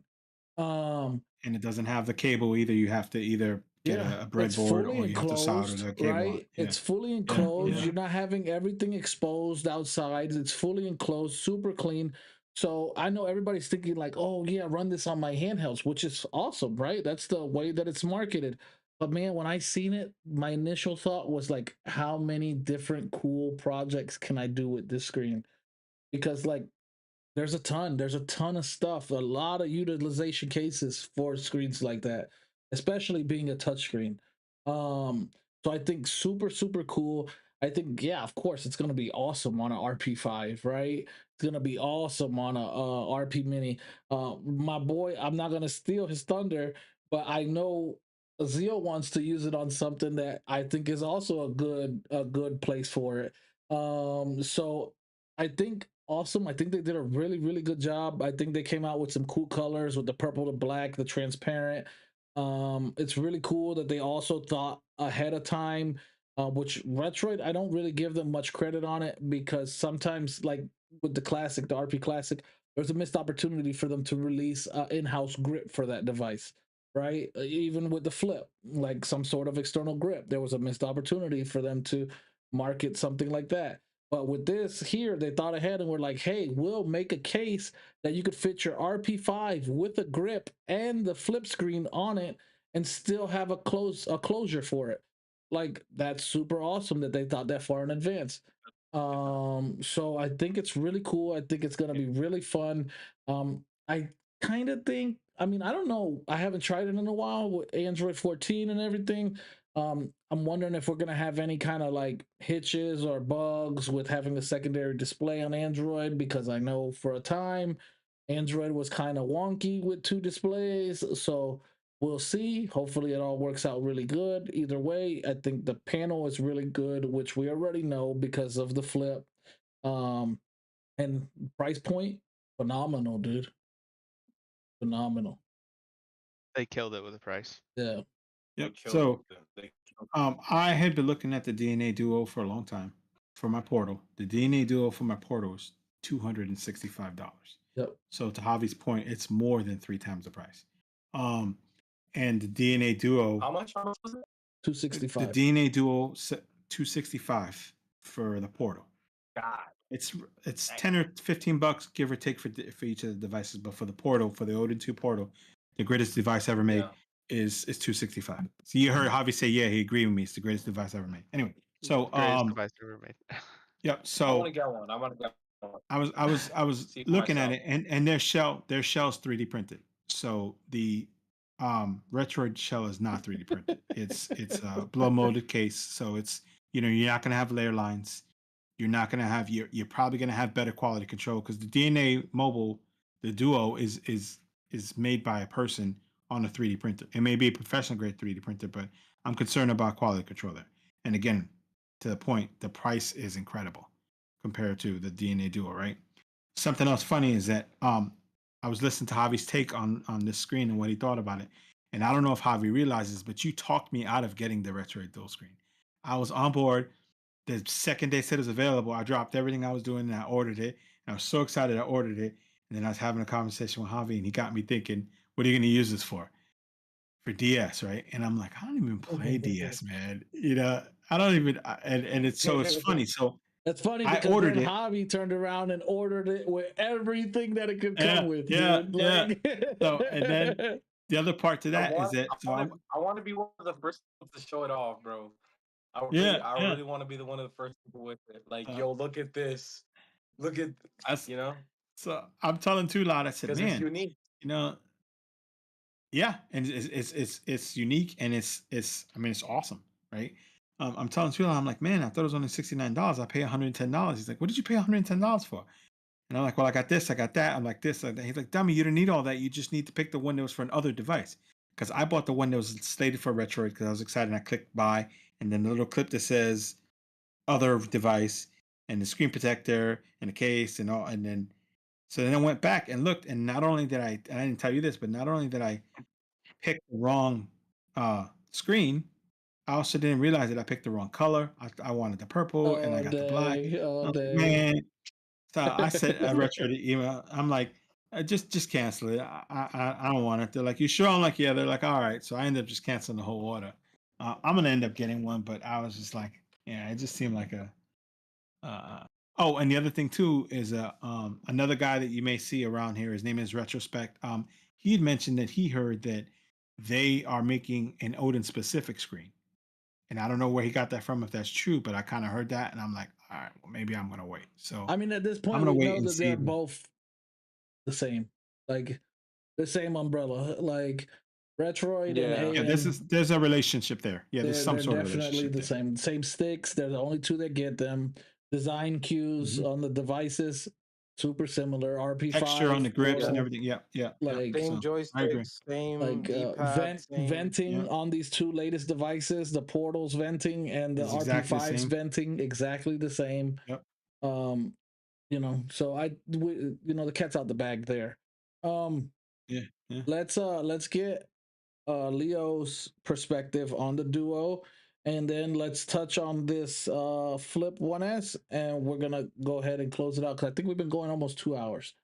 So, Yeah, we've been going for a while. Yeah, uh, you guys talk a lot, man. You guys Leo, talk a let's whole hear lot. Oh your yeah, I mean perspective we on can the talk about Duo. some. Says the guy who could talk for the whole show by himself, bro. Yeah, we got a terrific group here because we just can never stop talking and we get into some crazy discussions and I mean I they'll just go want on to play for some video games. hours. That's He why just I'm wants ready to to play go, video bro. I'm not games. gonna But yeah, lie. I'm ready to turn on the Switch 2 and finish Breath of the Wild, bro. Like, let's wrap this crap up. yeah. Oh No. man. The screens look the screen idea was I was actually completely shocked when I saw the price. I did not think it was going to come at that price. I was thinking, yeah, maybe like $100, but man, when I saw the price, I was just blown away. Even with shipping, it still comes under $100. So it's Mm-hmm. crazy. I definitely want to get one from. It's going to be really cool. I know, like Play Retro was talking about that. People are saying, yeah, you can use it for DS, 3DS, maybe some Wii U. But I was sitting here a lot and just contemplating what I would really use it for. And I was like, I can watch walkthrough guides on YouTube whilst playing the game. Either you can have a paper guide up, or I guess it's like a text guide up whilst you're playing. Also, you don't have to switch between the two screens. It's really awesome. Um, the only thing I can think of that might be a fault of it, or maybe a failure, is some devices. I really think people are going to push the limits with this. They're going to try it with every single device there is out there. I think they're just going to buy it and they're just going to slap it on everything. And the thing about that That's is that me. some of those devices that don't have the output on the USB-C, it's just not going to work. Like, Only one it's way to just find out, bro. yeah, exactly, Yeah, exactly. That's what man. I'm saying.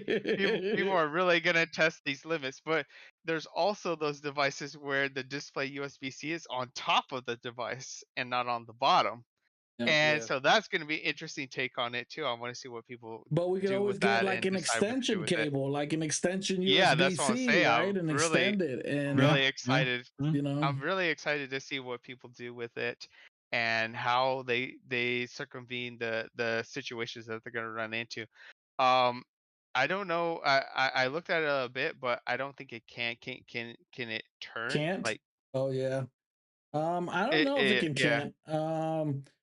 But now that you say that, it I I don't just think it thought of a is. use I don't think you case. can. I thought that's just on a hinge. I thought it's yeah, just that's a what I regular think. I hinge. think it was on Hinge, but man, if it could do a 180, oh man, it'd been That'd be amazing that'd for be crazy. Android games, I like just thought Android of a games where use they use case the that we're vertical gonna see. screen. Yeah. I thought of a use case we are What's going that? to see. You know how people are putting screens in their towers? Oh yeah, yeah, yeah, Right there, dude. Freaking yeah. phenomenal It's AMOLED screen. Well, Could put it right AMOLED screen, there. bro. Like, That's for $69. I want to put an AMOLED on my tower. dude, yeah. Yeah, freaking I mean, man. you fire. Have could your you could I three D performance told him print charts to. right you could there you or could 3D GIFs. print a base for it, and you can put it in Mm, there and put it right in your glass, Yeah, and it could be displaying out and everything. yeah. Yeah, that's that. awesome. I There's dig I that. so mean, many use that's. cases for it, dude. Like there Yeah, yeah. really is a lot of use cases for a screen like that. Like, I mean, But I don't think just anyone's thinking about this right now. oh, I think man, everyone I've in been their head is thinking just thinking nonstop, handheld. dude. Nonstop. I'm Yeah, like, yeah. dude, bro, the last thing I think I'm gonna put it on is a retro handheld. I'm putting it on everything else first, dude. I'm connecting it to everything else first, bro. iPads, freaking Nintendo Switch 2, like like Oh, everything, the dude. Switch 2 is gonna go Like crazy. I'm connecting it to all kind of stuff, bro. I might short it before I ever get it to hook up to a retro, bro. I mean, if it outputs like on Steam Decks and like x86 devices, oh man, people are gonna be blown with that, because there's already been a large community on people trying to design a screen for just the Steam Deck alone, so it could have dual screens. Of course, So it's gonna now here work with comes them. this. Those ones are easy Yeah, because, of course, they have USB-C display out, right? Like, how do they they do it do. with their docks, right? So that's one's gonna Yeah, be they easy. You're do. just gonna Wait, get we said Steam? Steam Deck or the Legion Go Oh, or the would Allies you see? or Would you just saw the x86 retro? I put a note handhelds. out. It said specifically it does not work with the Steam Deck. Retro Really? put it on. Yeah, they See, put Wow. out I a note don't. that said specifically the Steam Deck it doesn't work with. But are Ooh. they? See, this was my takeaway from that because I think maybe it's a you're fit. I reading think it it's a me. fit. I think it's just the clamp doesn't A fit fit. on the Steam Well, Deck. I well, don't think it's it's a on the fit, and the screen. ports on the Steam Deck are on top. The USB output is on the top of the Steam Deck. But That's So people can fine. I think fix it's a that. combination. Dude, you Yeah, literally yeah, run they an will. extra They're gonna little mod it wire, and fix dude. it. Yeah, Like, oh yeah, oh yeah, bro, a little oh yeah, USB-C like this, bro. That's it. yeah, yeah. Yeah, Bendable. yeah. Freaking People will figure it bam. out. They'll probably remove the clamp and probably put a larger clamp on it, That's 3D print it. a clamp or something 3D like that. printed clamp, dude. Yeah, yeah. It's probably going to be some insane stuff that's going on. Like I said, I'm just really excited to see what people do with it. More than the idea of me actually owning one. I just want to see what everyone comes up with it, because there's some people out there that come up with some Super bizarre creative, ideas. So yeah. Super yeah, creative, dude. so I'm really excited to see where it goes. Me Yeah. And too. I'm excited about it. I think Retroid touched something that the other companies probably should have did a long time ago. But I mean, they I don't know where they pulled this one out of and how they did it You know what or I why think? they did I it. think not even I think, I know. This is for a fact. The Flip 2 is what made all of this possible, bro. The Flip 2. Oh Because yeah, look most at it. people It's wanted dual literally screen the flip Flip too. 2's Yeah. top flap. That's all it is. It's the Flip 2's top fold with the screen. And they're just selling it for everything else now. So they bought an abundance of the screens, right? And now all Right. it is the enclosure for the top of the Flip without the hinge, and boom, they're selling it. It's easy. But for Yeah. how they got it in at that price is crazy. Like, Yeah. that's Yeah. Insane. crazy, man. I But just want to say something real Retroid's quick. been doing this for crazy. Been doing Yeah, this for a while, you know, yeah. with the Snapdragons and everything. Like they just keep pulling these magic tricks out of their hat, and They give I you mean, I don't know. a lot for your money, bro. A lot of I bang think lot of for for the your value. buck. A lot of value. generation Yeah. of Retroid, I just want to keep giving them money. I want to see what's the next. You said Like, I I'm just so want to keep impressed. giving I'm them so money. serious. I'm Yeah. so serious. I think Retroid's gonna be a leader in the space for real. I'm so serious. Like Retroid right now, like what they're doing and the direction they're going, like with getting like really good processors, really good screens, everything you're getting in this generation of Retroid is so good, bro. Yeah, I agree. So good. Like I agree. They knocked Yeah. it out of the park, dude. reached- They do an amazing job of bridging the gap of the low end and the really high end. So, and they fit. So, something we talked about, and I know Tula has said mentioned. So I don't want to kill this for too long, but the RG35XX Pro. You know, sometimes I'm a little impulsive and I buy stuff that I don't need. So the 35XX Pro, I saw it and I'm like, yeah, I'm gonna get that. And then I got excited. And then I said, oh, it's $45. And then I seen that it was $20 shipping. And I'm like, no. Right. Yeah. And that's how they get you. You're paying right. half But the price of Retroid, the device and shipping, dude. yeah. You don't get that with Retroid, right? Their devices, it's worth it. You may pay the $20, but there's a difference. There's a disparity in the level of quality and the device you're getting. Yeah, Like yeah. I would spend the $20 to ship a $60 Retroid, where I don't want to spend the $20 to ship a $60 Ambernick. And I love Ambernick, but there's something there that Retroid has that's just magical, you know. And I Yeah. don't know You of know, any I other agree. a word to put perfect it. example of that, right? Look, real quick. The 556, when you put your hands along the edge, it scratches you, right? You don't get that with Retroid. Retroid will always have like nice quality, bro. You're Like freaking everything. stabbing Jedi in the heart right now. No, man, no. Okay. I need you to turn around and read the back, and the little note on it says it's not for pansy hands. That's why. That's where you're having Oh, that is that what problem. it says?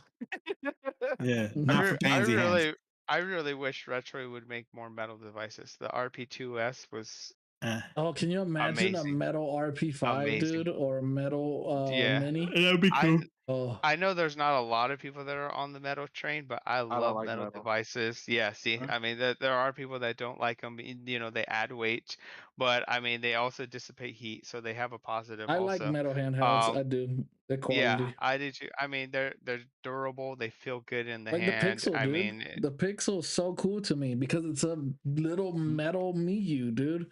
Like, and the thing yeah, is, Yeah, right? Like, yeah. you're buying that thing, and people look at it and are like, oh, $90 or $80 or however much it costs.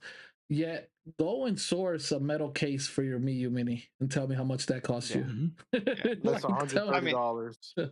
I mean, I think Demons I feel like $270, dude. Yep. I feel like Yep. Aya Neo needs a competitor in that use case that make metal handhelds, because Aya Neo has those premium devices, and they're made out of mostly made out of metal, like the Metal and Pocket glass, S. yeah. Yep, Pocket S, the Aya Neo, yep, the Aya Neo Mini, or the Micro, and then the Micro Classic. Like, they just feel so good. They feel premium. They feel high grade, and like you feel good holding it.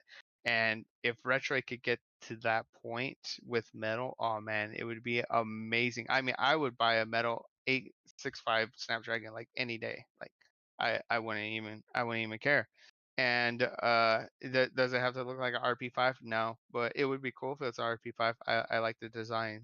But I feel like someone needs to step up and try to compete with Aya Neo. And I think that in that space, I think Retroid or Ian could really do it. And considering they're both the same company, you know, it's probably got to be on them to take Ioneo peg down. I What think. about GPD or 1X Player?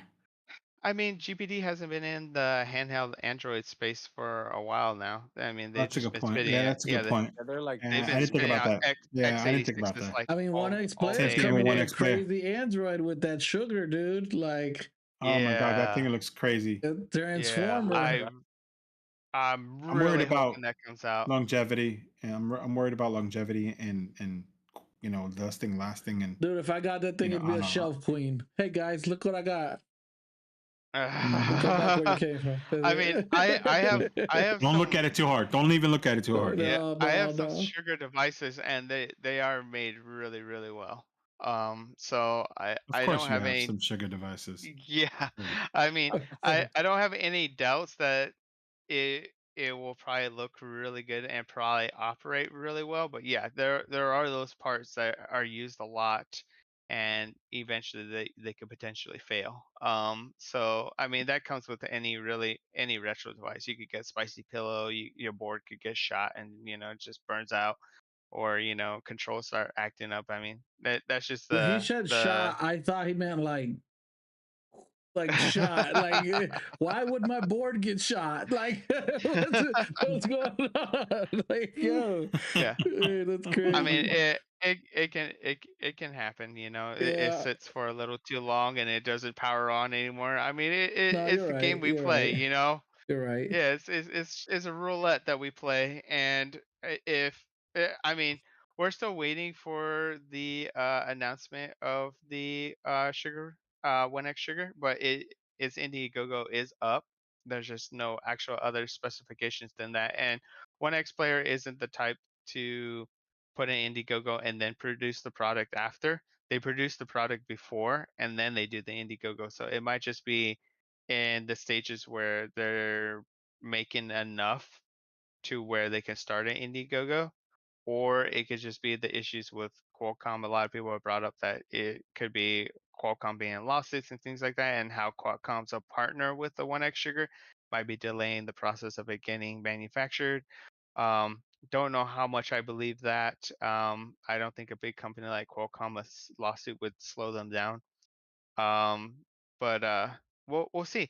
I'm really excited, and whatever price they slap on it, I know even if it's a ridiculous price and people are like, nah, I'm gonna be picking it up anyways. We don't doubt that.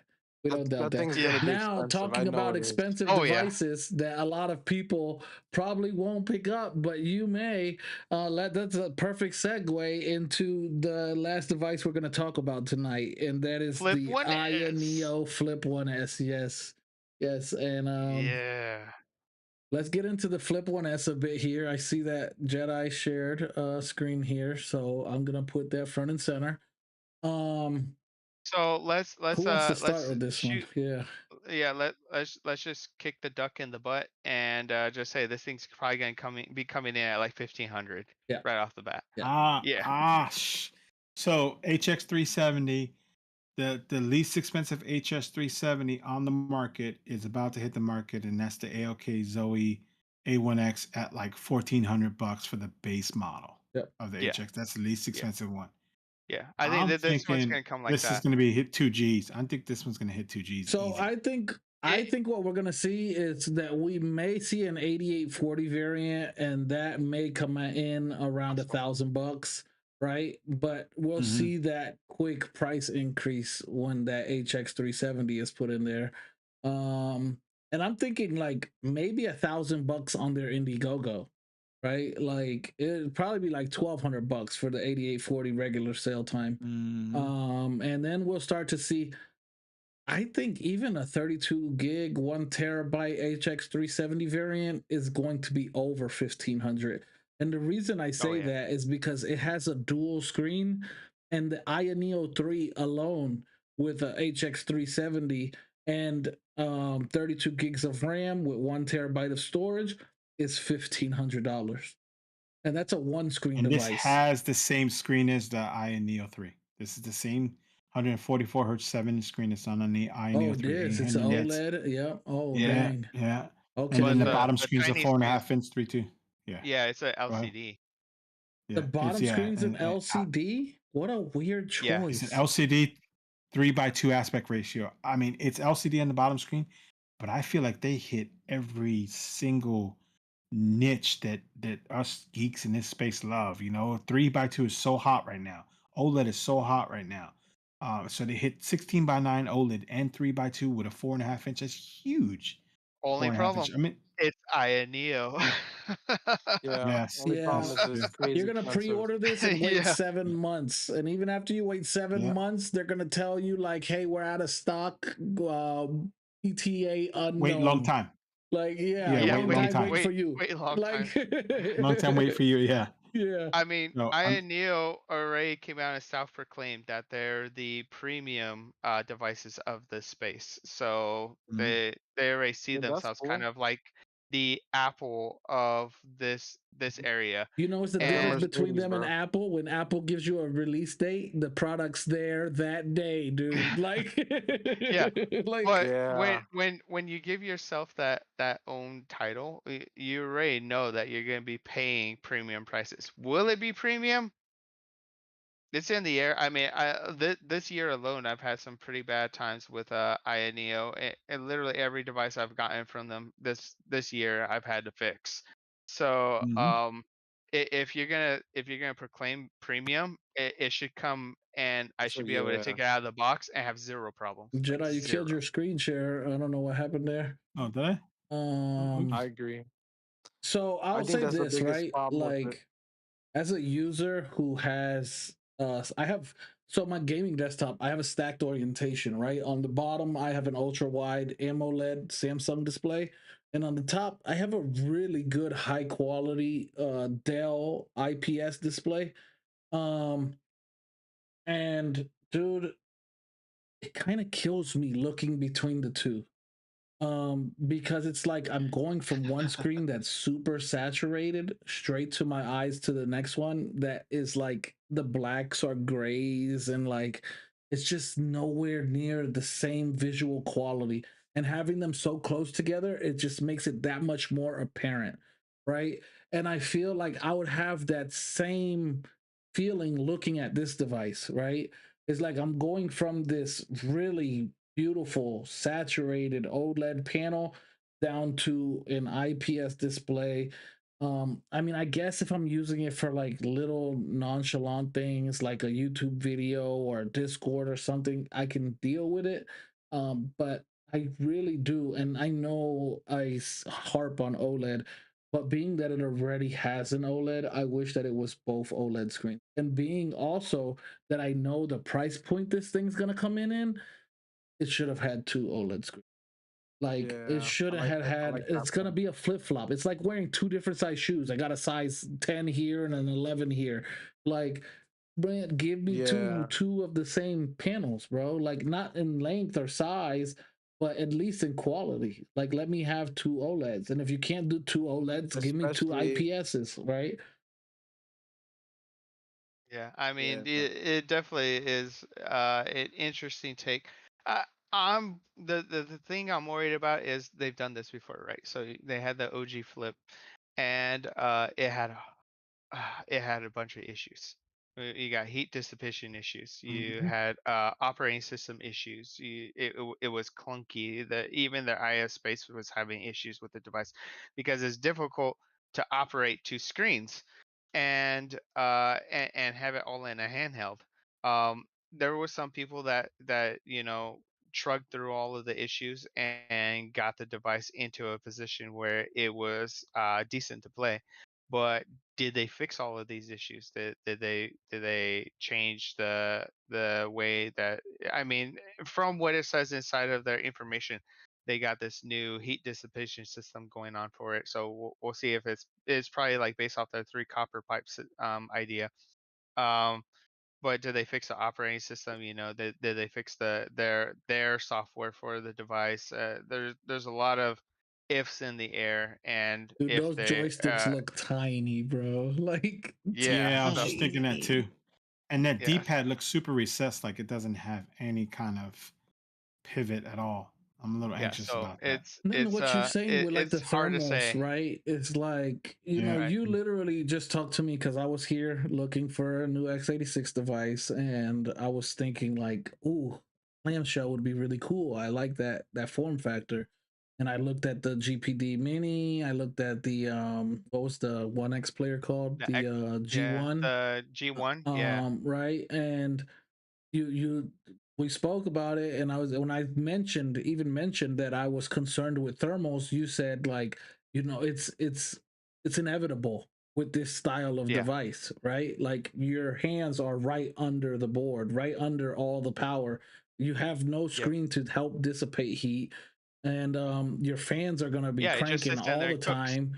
Yeah, And so it's like I think the same thing with this device, is especially with the HX370, especially when you're pulling it at higher wattages, right? Like maybe if you're running it at 12 watts or something, you're cool, right? But like you go past 18 watts, right? This thing's gonna start cooking, dude.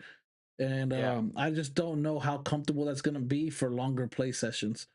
Um, it It's does all look nice based though. on It looks what. like a cool device. Yeah, it's all based on what I and Neo's innovation and ideas came up with, but we've seen it time and time and time again. Clamshells and slide devices. I mean, they most of the times they all have heat issues. I mean, almost all the GPD minis have heat issues. I mean, then what have people done?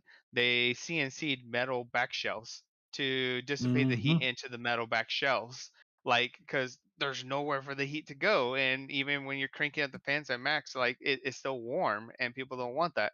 So we'll see. Am I going to be a backer for this one? Probably not. I don't think. I think the first batch is probably going to have some issues, maybe even the second batch. So I will probably sit back and watch what happens with this one. I've always been an avid Neo backer and I've backed almost every single one of their devices, but lately they've dropped the ball with me. So I think I'll sit back and watch this one. That sucks, man. Yeah. You got any takes on this one, Javi? Um, I just feel like Nintendo's legendary, bro. Like nobody's ever even attempted a dual screen like handheld at the price point Nintendo had it, you know? Yeah. Like the Well, DS no, this could originally, never come in at that price point just because it's an yeah, I know x86. because it's a Huh. PC. It's Yeah, a different thing. But I'm saying like as a just a handheld in general. Okay. At So around a price point like that, no company has even attempted it. Like the on R that and D and point, all that. in the Aya Neo, and I should probably pull that up before this stream, but in the Aya Neo Discord, there is someone. Now, I do not know how true this is, and as far as I know, it's speculation and rumors. But they talked with Aya Neo, and supposedly there's a 1S variant that's coming Android style. I heard that as well Okay. too. I did hear that that. would Yeah, be super Yeah, cool. did I hear. wish that Retroid would I beat did them to hear the that. punch. They already got the perfect host for it, Hmm.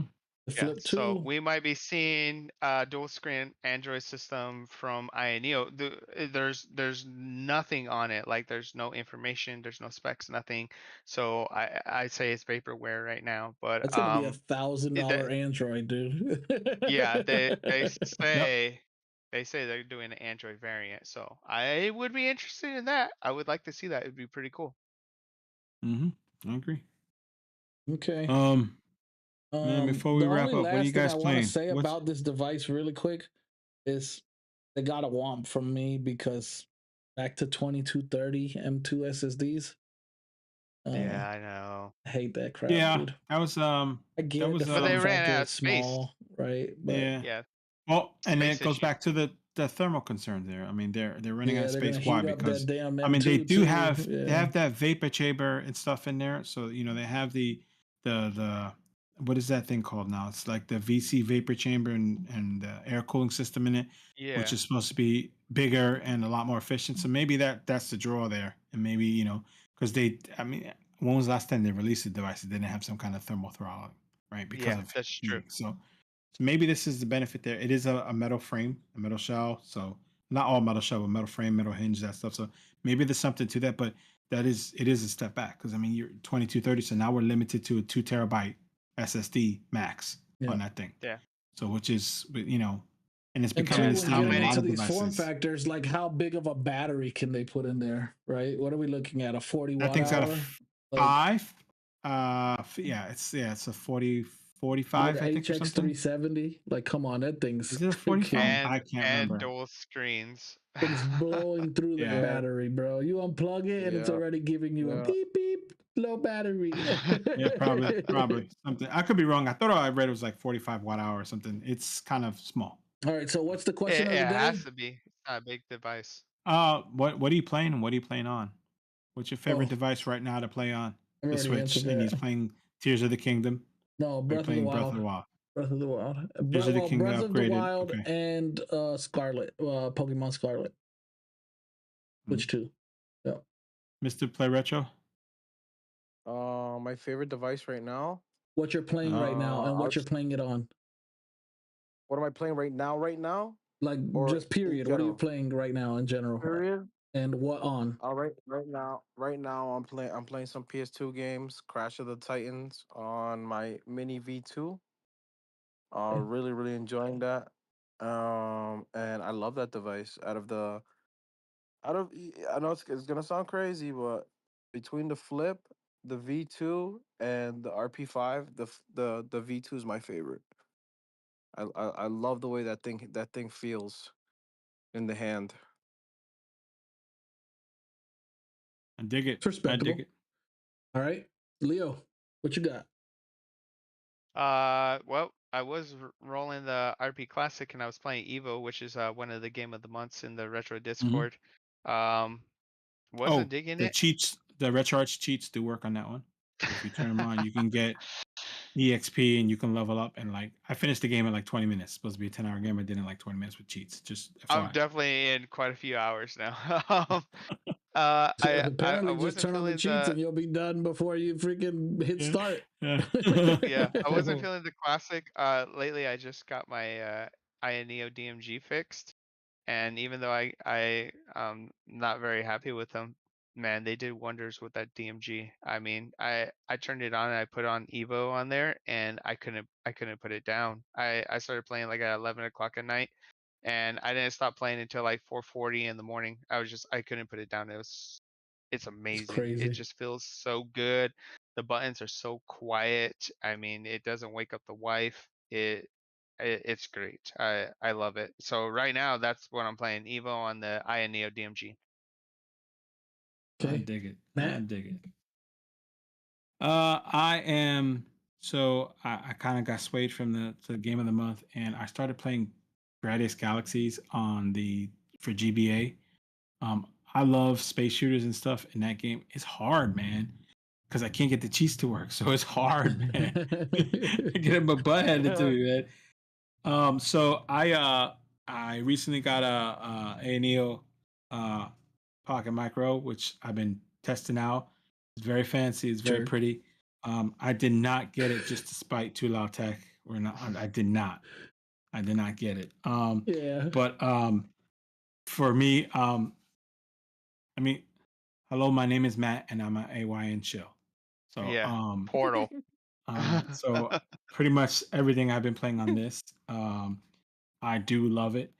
So funny enough, and I meant to tell Too Loud about this. We love Metroidvanias, and there's a really good one on Android I played when I was on vacation called After Image. And I saw last night that there's a Steam version of After Image. So I immediately thought, I'm gonna get that because it was on Fanatical for like $3. I'm gonna get that so that I can use Wiimote and I can use cheats in it. So I'm gonna play that. Oh my I'm gonna god, play that. dude! So I was just installing it on my F1 Pro. So I'm gonna play it out on my F1 Pro. Look at this also, guy talking OLED. about OLEDs, and he's like popping out. Listen, he pulled up 3 devices in the last 5 minutes, and they've all been OLEDs. Like, okay, OLED. all right, guy. So I'm gonna play After Image on my F1 Pro with Miimod, so I can do cheats. So that's probably what I'm gonna do next. And something else you said with these HX370s, I'm curious with that device because they do run hot, and this thing is good at keeping it cool, but is loud. Yeah, It's well, the loud. fans got run I super mean, but high. with that Yeah, and this after has image, the you same should be vapor able to chamber run space. that at a pretty low wattage. Right after And image, yes, but I mean, yeah. we're talking. I did the Doom. new Elden Ring, the night gen Oh, or whatever it is. okay. Yeah, what is it called? Night Rain, I'm not a and big Elden Ring it guy. runs. Yeah, it's the new one just came out and runs, but it gets hot, and I Yeah. mean, it starts cooking. You know what I mean? Mm. And so we'll see, but yeah. But Yeah. now for me, I'm right now. I'm enthralled in Gradius Galaxies. Yeah, that's why I say we're gonna have to wait on the flip to see what happens, and Good that's why choices. I'm not gonna back it. Like I said, I think the first and second batches are probably gonna have some issues. Well, But without a doubt, I think it's gonna get hot. don't Yeah, back it, yeah. bro, because you'll be waiting. Long Yeah, time I'm waiting not. for you. So I say get you something that runs well, runs efficient, doesn't get hot, has OLED, plays everything you could possibly imagine. and has I don't know what to micro suggest for you. sticks, right? Like Yeah, I you mean, suggest perfect. micro sticks. He said that he's got AYN little Odin baby commercial. hands. He said he's got little baby hands. I think Yeah, this that's is why I a good play the one for O2 him. Mini because it's like this. There you go. Oh my god. Hey, honestly, the mini is So better than the portal. Like, hey, just saying. I love the Mini. Mini's better than Mini's the I'm gonna great. portal. get out of this stream. All right, guys. Well, let's wrap this up. This was fun. Yeah. I think we've gone a little over 2 hours. This is SaveState. Let us know what you guys think about the name of the podcast. This is Too Loud Tech. That's my boy Digital Jedi, Test Matt. run 1. Handheld Hoarders, the big King Hoarder over here, Leo, and my boy Mr. Play Retro. Super cool name. I'm a little jelly. But we're out of here. Thank you. Good Later, night. guys.